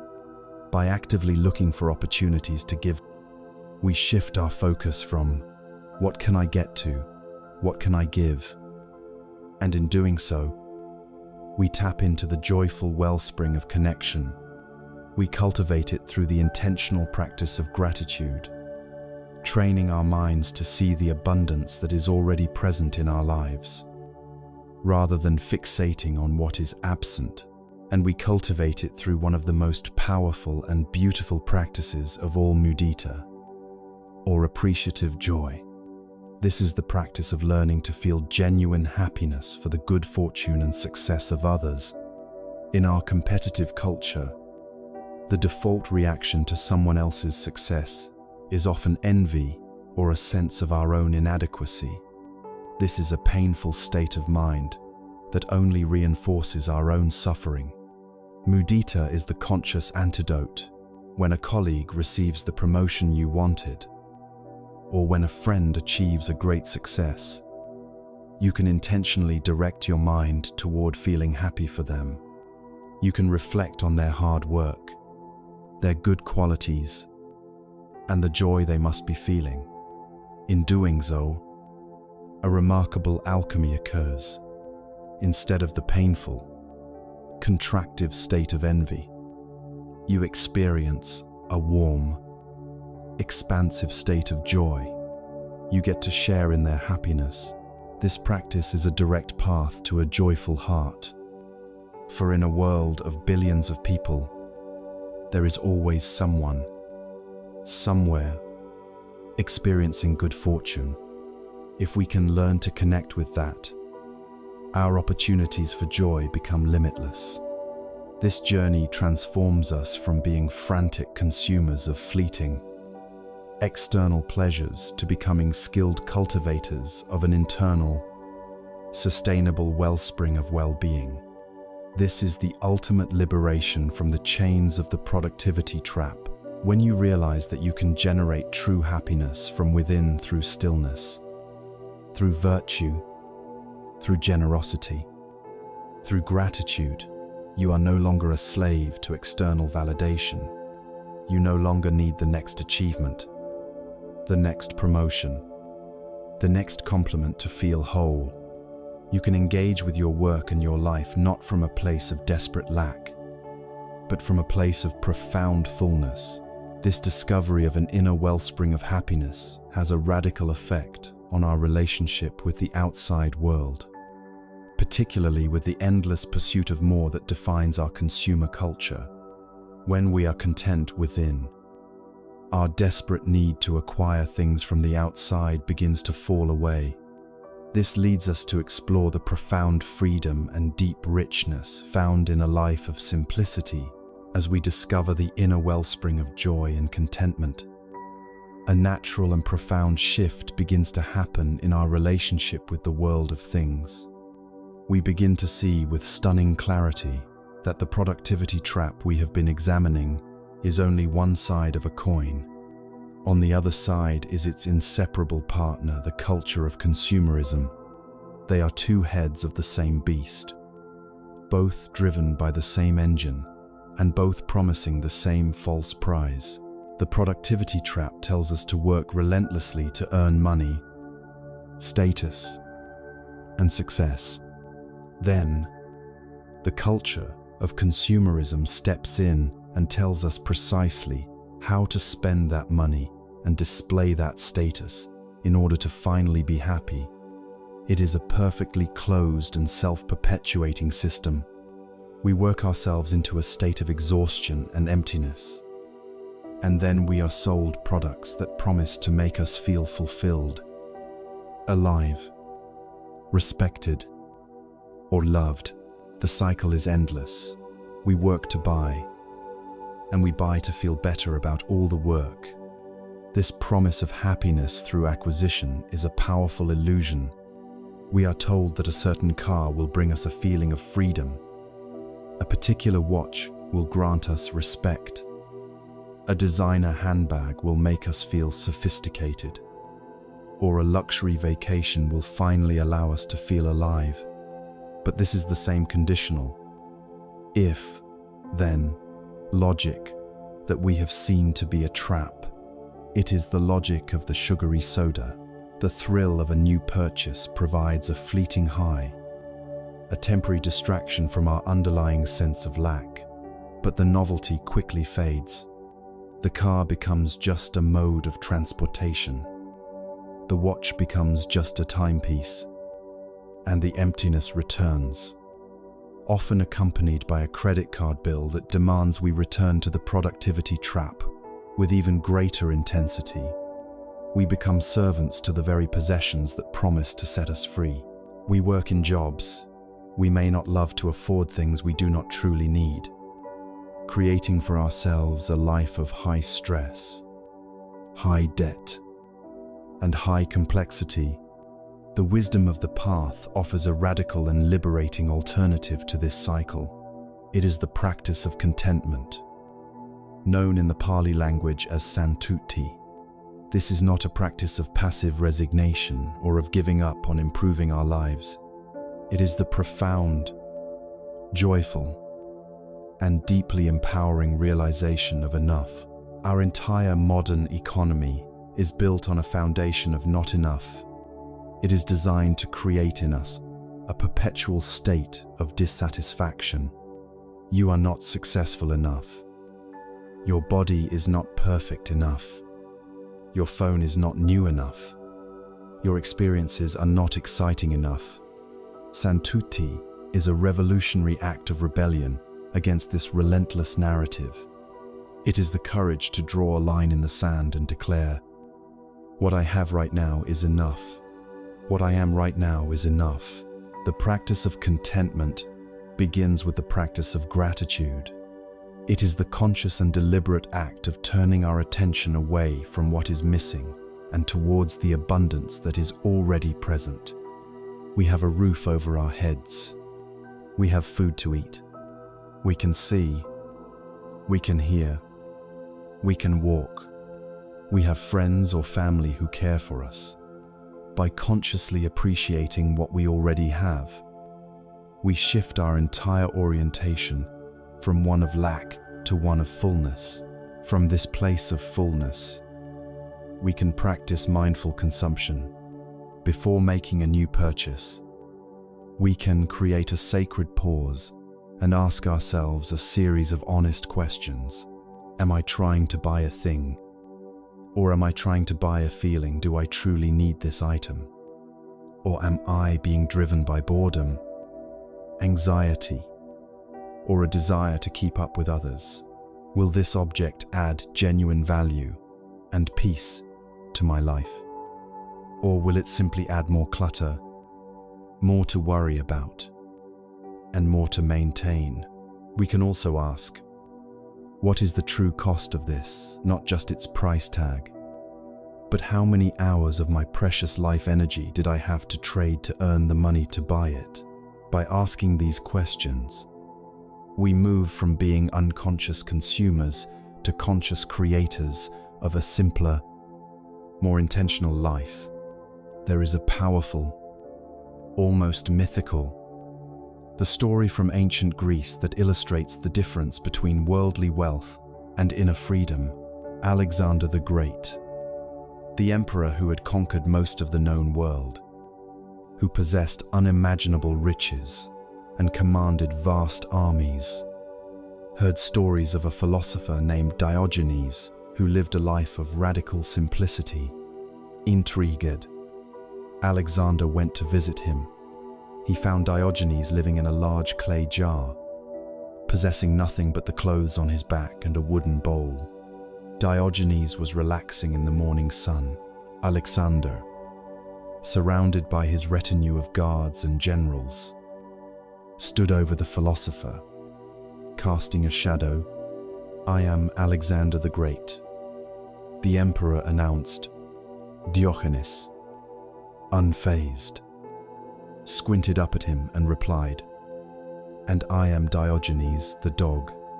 Impressed by this utter lack of deference, Alexander said, "Ask of me any favor you wish. Whatever you desire, it will be yours." Diogenes simply looked up at the emperor who was blocking his warmth and said, "Stand out of my sun." Alexander was said to be so struck by this encounter that he later told his men, "Truly, if I were not Alexander, I would wish to be Diogenes." This story invites us to ask, who was the richer man in that moment? Who was the freer man? Was it Alexander, who possessed everything but was constantly driven by a restless desire for more worlds to conquer? Or was it Diogenes, who possessed nothing but wanted for nothing, not even from the most powerful man on earth? The story reveals a profound truth. True wealth is not in having many things, but in wanting few things. True freedom is not the power to acquire anything you want, but the freedom from being a slave to your wants. This is the freedom that grows naturally from an inner life of contentment, as we learn to drink from the inner wellspring of joy, piti, and sukha. Our desperate thirst for external validation and pleasure begins to subside. When you can find genuine peace in a moment of stillness, the need for expensive and elaborate entertainment lessens. When you are filled with the warmth of compassion and connection, the need for a luxury brand to signal your worth evaporates. We begin to realize that simplicity is not about deprivation. It is not about poverty or forcing ourselves to live a harsh, ascetic life. It is about the intelligent curation of our lives. It is the deliberate and joyful clearing away of the non-essential to make more space for what truly, deeply matters: our time, our peace of mind, our relationships, our creativity, our spiritual growth. The result is a profound unburdening. We experience freedom from the anxiety of debt. We experience freedom from the psychic and physical weight of clutter. We experience freedom from the exhausting and endless pressure to keep up with the Joneses.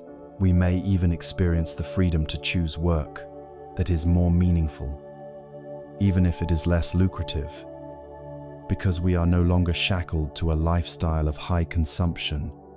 We discover that simplicity is the elegant and beautiful outcome of a rich inner life. The relentless pursuit of productivity and the endless chase of consumerism are two heads of the same beast, both fueled by a carefully manufactured sense of lack.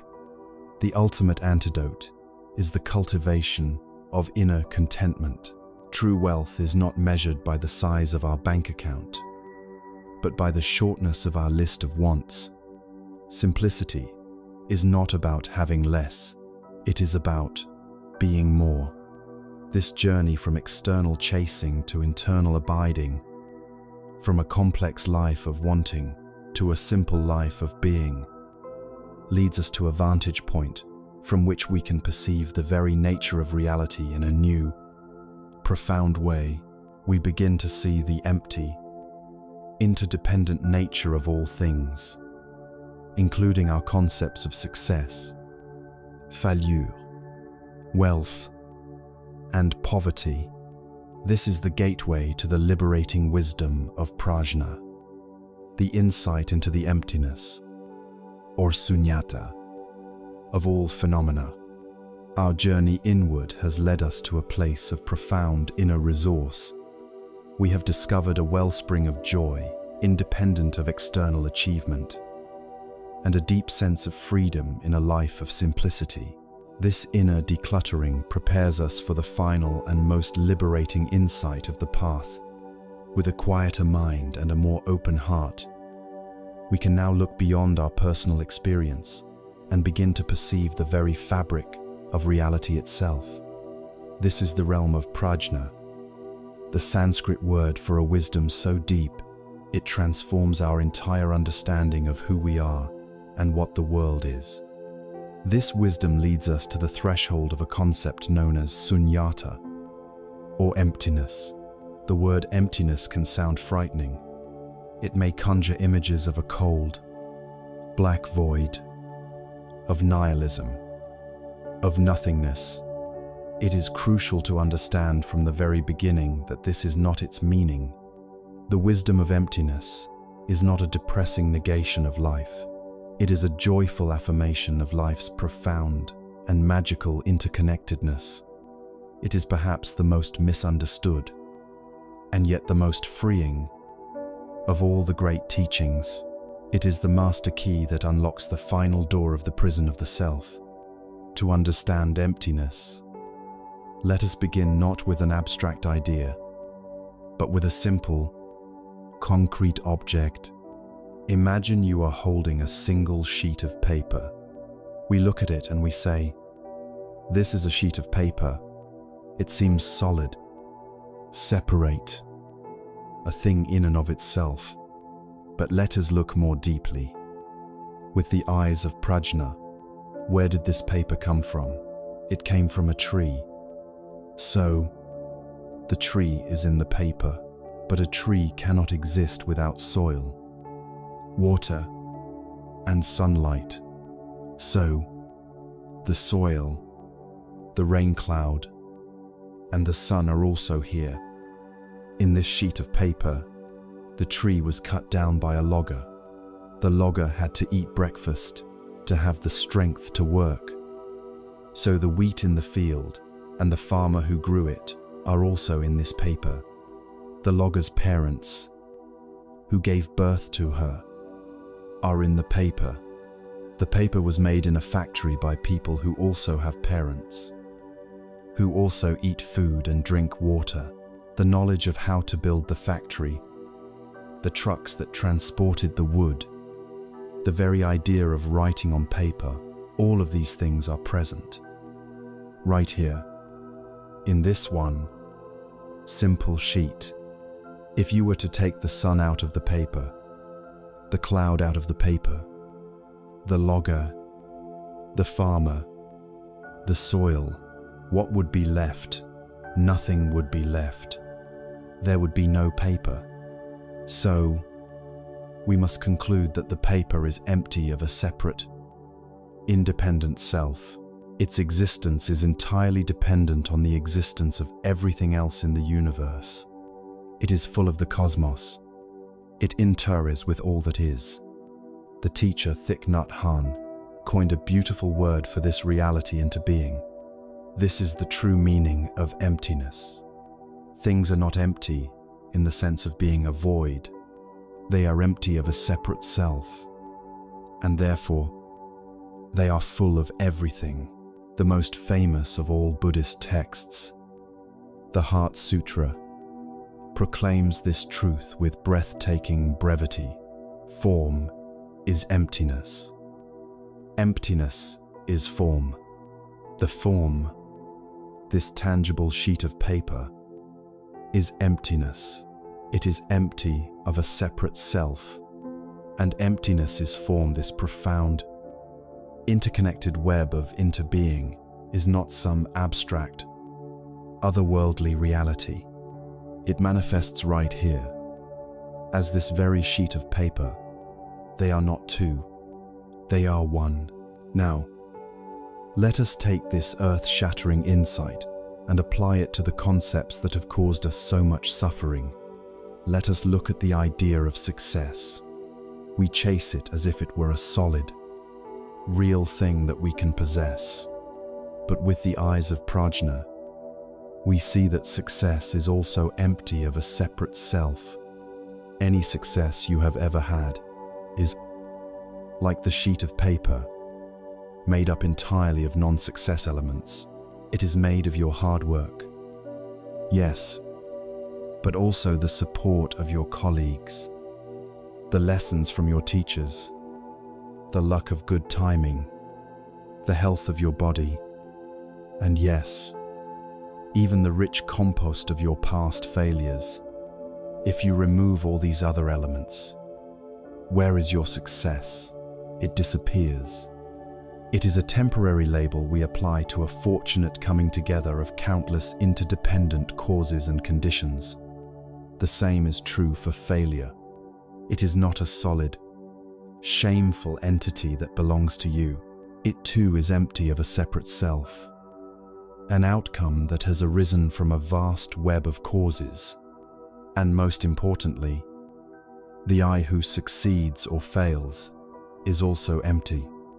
As we saw when we explored anatta, this self is a temporary collection of form, feelings, perceptions, mental habits, and consciousness, all of which are interconnected with the entire universe. The I who gets the promotion is made of the food grown by farmers, the air created by forests, the ideas taught by others. How, then, can I be the sole, independent owner of either success or failure? When we truly begin to see this, the entire drama of the ego, the entire architecture of the productivity trap, begins to tremble and dissolve. The desperate clinging to the label of success loosens its grip, because we see it was never ours alone. The terrible fear of the label of failure begins to fade, because we see it is not a judgment on a solid self. For no solid self can be found. Praise does not inflate us as much, and blame does not crush us as much, because there is no separate, solid me to be the target for either. To live with this wisdom is to transform our way of being in the world. It naturally cultivates a deep and pervasive humility. We realize that we are profoundly dependent on the web of life for our every breath and our every achievement. which gives rise to an effortless sense of gratitude. It also cultivates a boundless compassion when we see that others are not separate from us, that they too are expressions of this interconnected web. It becomes much harder to hold on to anger, resentment, or judgment. We see that their actions, like our own, arise from a complex history of causes and conditions. The artificial boundary between self and other becomes porous and transparent. Their joy feels like our joy. Their suffering feels like our suffering. Finally, and most paradoxically, seeing the emptiness of all things gives us the courage to engage with life more fearlessly and creatively. When we are no longer terrified of failure or addicted to success, we are free. We are free to take creative risks, to speak our truth, to try new things, to love more deeply. We can play our part in the great dance of life with more lightness and joy, because we understand that we are not the sole author of the play. We are a wave in the great ocean of being unique in our expression, but inseparable from the whole. Emptiness is not a void to be feared. It is the spacious, creative, and interconnected nature of reality itself. And to see it clearly is the ultimate liberation. With this profound insight into the interconnected and empty nature of all things, our entire understanding of what we are doing here, our purpose, our goals is turned on its head. The very definition of productivity that has driven us so hard for so long is revealed to be a phantom. What, then, is a new definition? What is a truly worthwhile form of productivity when seen through the lens of wisdom and compassion? This leads us to redefine productivity itself, not as a measure of output, but as a measure of our capacity for presence, kindness, and insight. We stand now at a profound turning point in our journey. We have looked deeply into the nature of our own minds and have begun to see the impermanent, interdependent, and empty nature of all phenomena. We have seen that the solid self we work so hard to defend is a fleeting process, and that the concepts of success and failure are not concrete realities, but empty labels we project onto the flowing river of life. In the light of this clear seeing, the old definition of productivity that has driven our culture and our lives into a state of anxious exhaustion is revealed for what it is: a hollow and meaningless measure. To measure a human life by the number of tasks completed, emails sent, or dollars earned is like measuring the value of a magnificent, ancient forest by the number of logs it can be turned into. It is a metric that completely misses the point. It is a valuation that is blind to the life, the beauty, the interconnectedness, and the true, deep value of the forest itself. Having seen the bankruptcy of the old definition, we are now called to create a new one.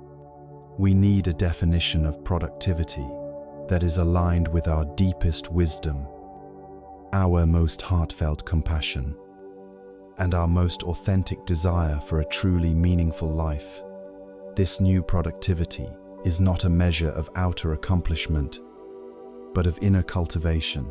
It is not about what we do, but about the quality of being we bring to our doing. The first principle of this new paradigm is that true productivity is not a measure of quantity, but a measure of presence. The ultimate value of any action is determined by the quality of consciousness we bring to it. Consider a typical office meeting.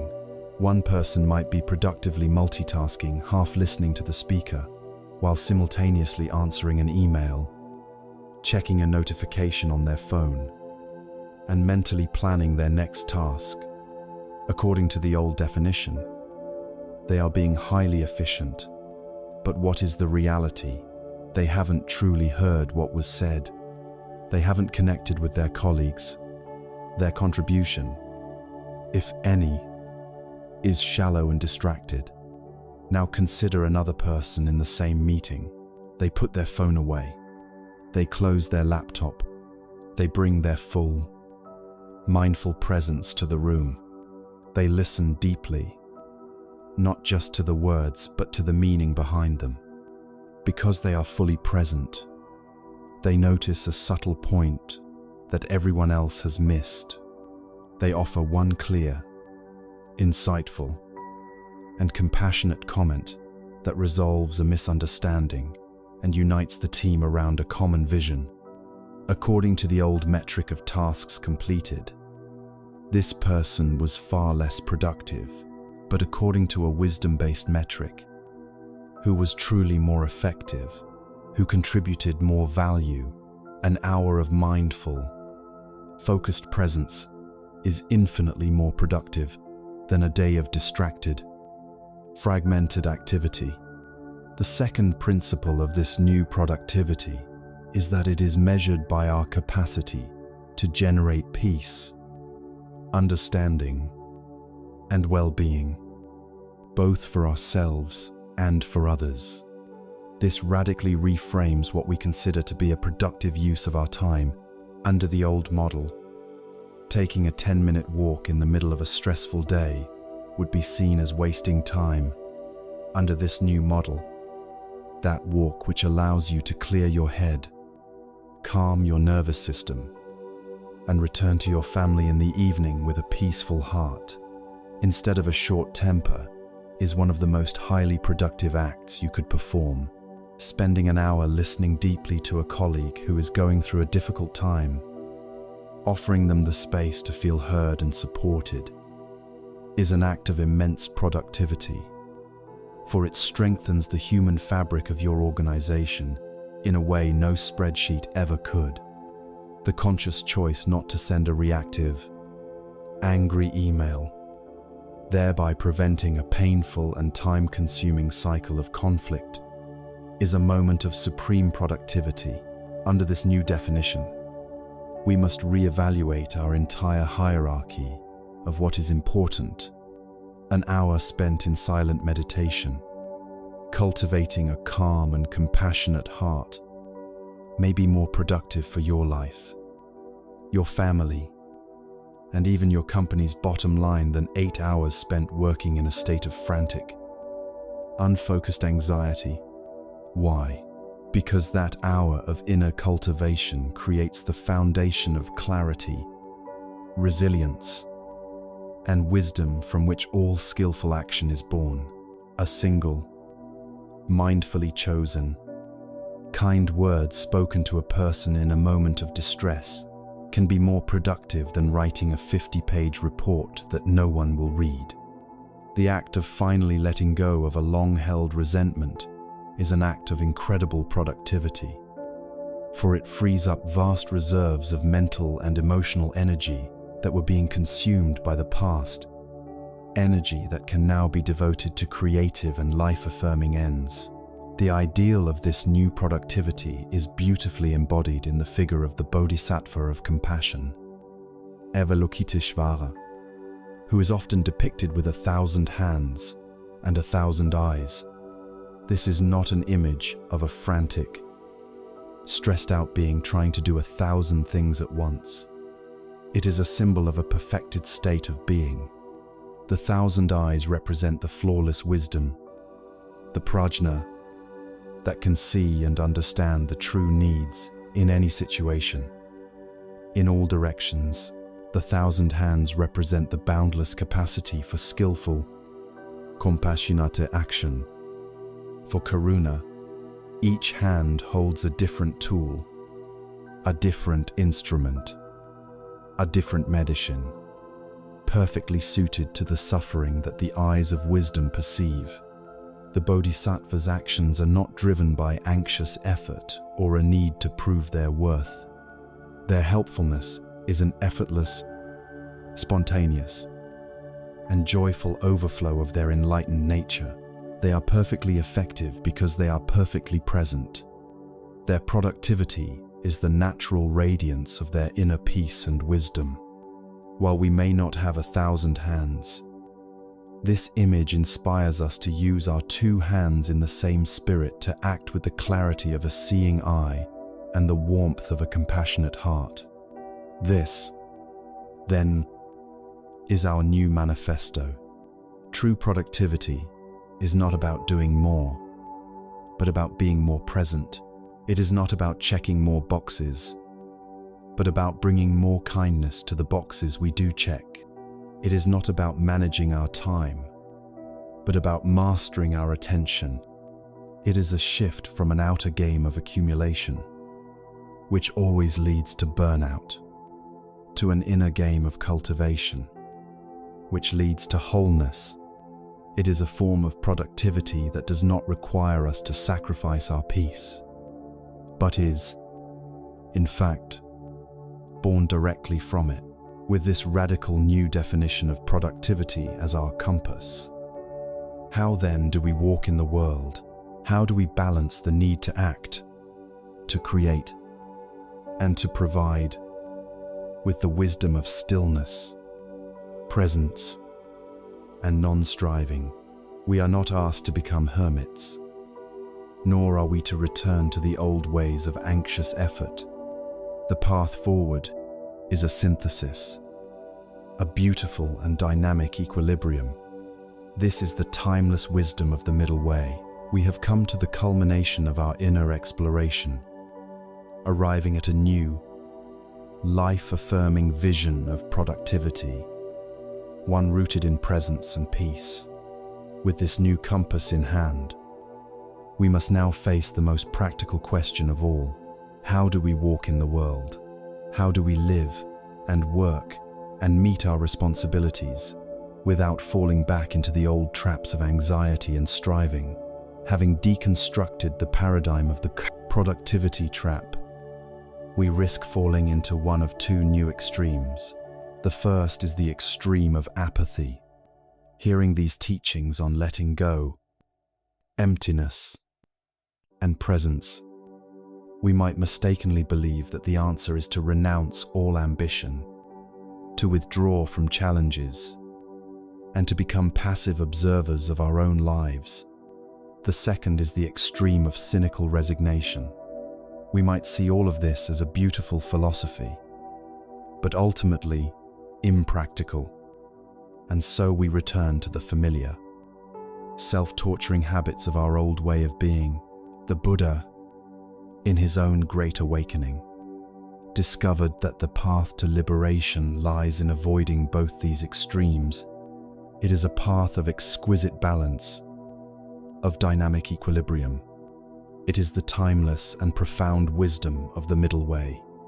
The middle way is not a weak compromise or a 50-50 split between 2 opposing forces.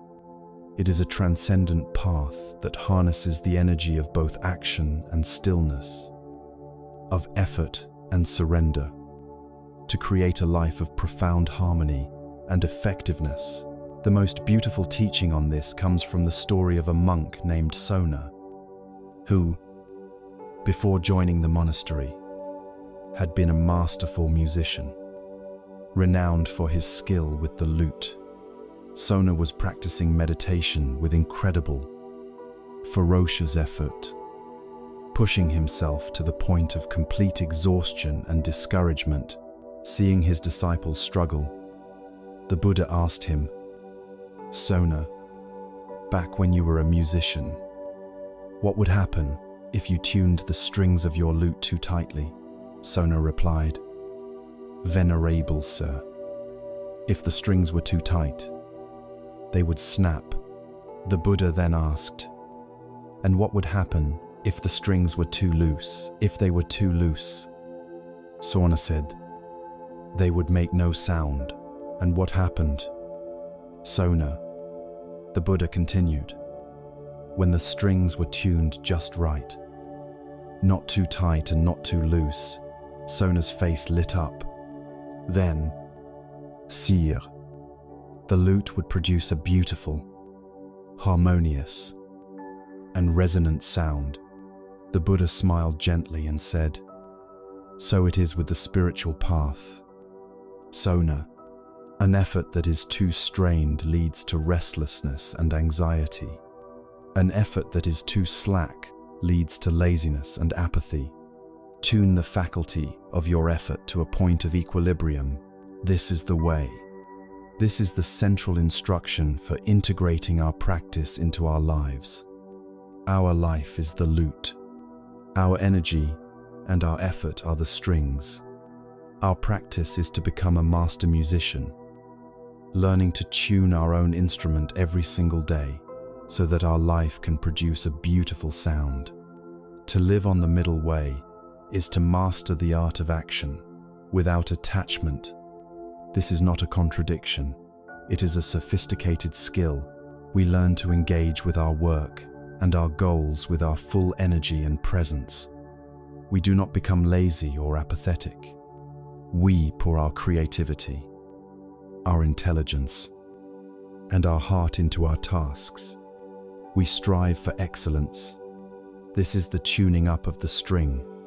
But at the same time, we practice the art of surrendering the outcome. Having done our part with the utmost integrity, we let go of our desperate, anxious clinging to a specific result. We acknowledge that the final outcome rests in a vast web of causes and conditions that are far beyond our personal control. Our sense of peace and satisfaction comes not from the external result, but from the quality of our own effort and the purity of our own intention. We find joy in the playing of the music, not just in the applause at the end. This leads to a life of wisdom in action. Our doing begins to flow directly from our being.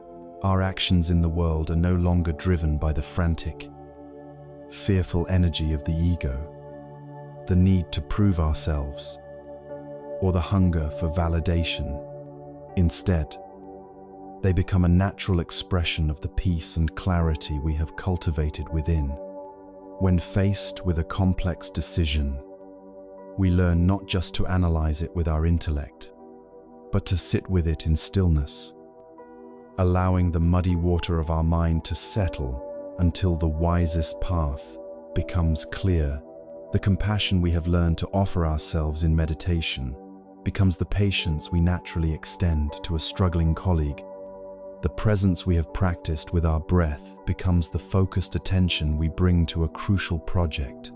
We no longer see a separation between our inner state and our outer work. Our work becomes a seamless extension of our state of being. This completely reverses the formula of the productivity trap. The old model, the tightly strung lute, was work hard, endure stress, sacrifice, peace. And then, if you achieve your goal, you might get a fleeting reward of happiness before the string snaps in the form of burnout. The middle way, the perfectly tuned instrument, offers a new, sustainable model first. We cultivate inner peace as our foundation. We tune our instrument. Then, we act in the world from that place of peace and clarity. This leads to more skillful, harmonious, and effective results, which in turn deepens our sense of peace and well-being. Peace is no longer the prize at the end of the race. It is the very ground upon which we run. It is the starting point, not the destination.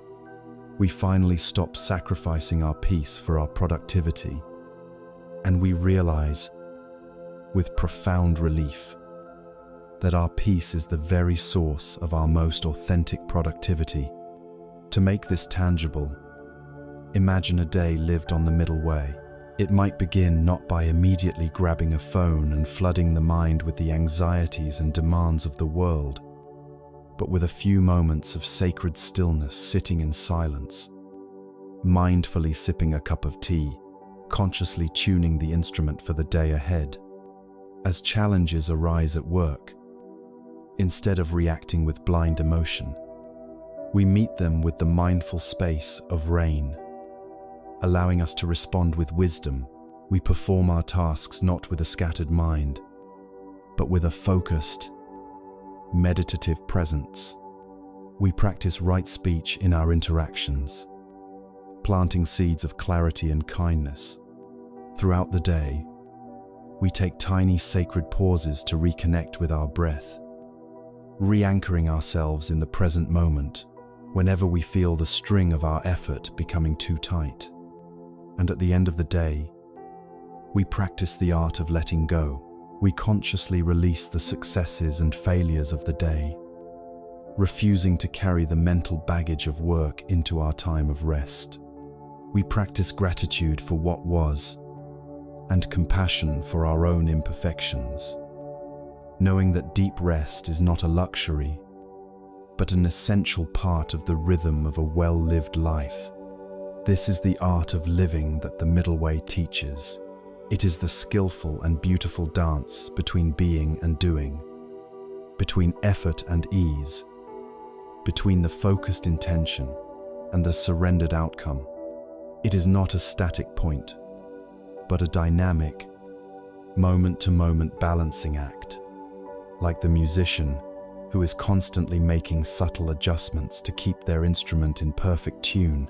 By walking this path, we learn to produce a life that is not a shrill, jarring noise of anxious striving, nor the dull silence of apathy, but a beautiful, resonant, and harmonious sound.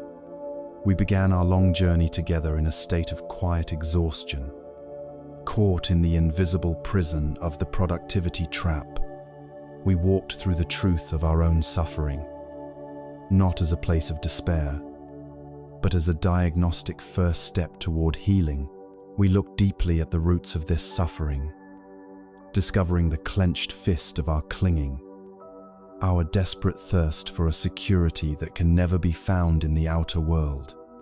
We then lit the lamp of mindfulness, learning to see our own inner workings with a clear and gentle light. With this light, we found the courage to practice the art of letting go, to set down the heavy burdens of our past and our anxieties for the future. This unburdening allowed us to travel further into the profound landscapes of reality itself. We saw the illusion of a solid, separate self dissolve into the beautiful, flowing process of anatta. We learned to surf the great, ever-changing river of impermanence, anicca, not with fear, but with grace. We returned to the garden of our own mind, learning to skillfully cultivate flowers of peace and compassion, and to see even our failures as the rich mud from which a lotus of wisdom can bloom.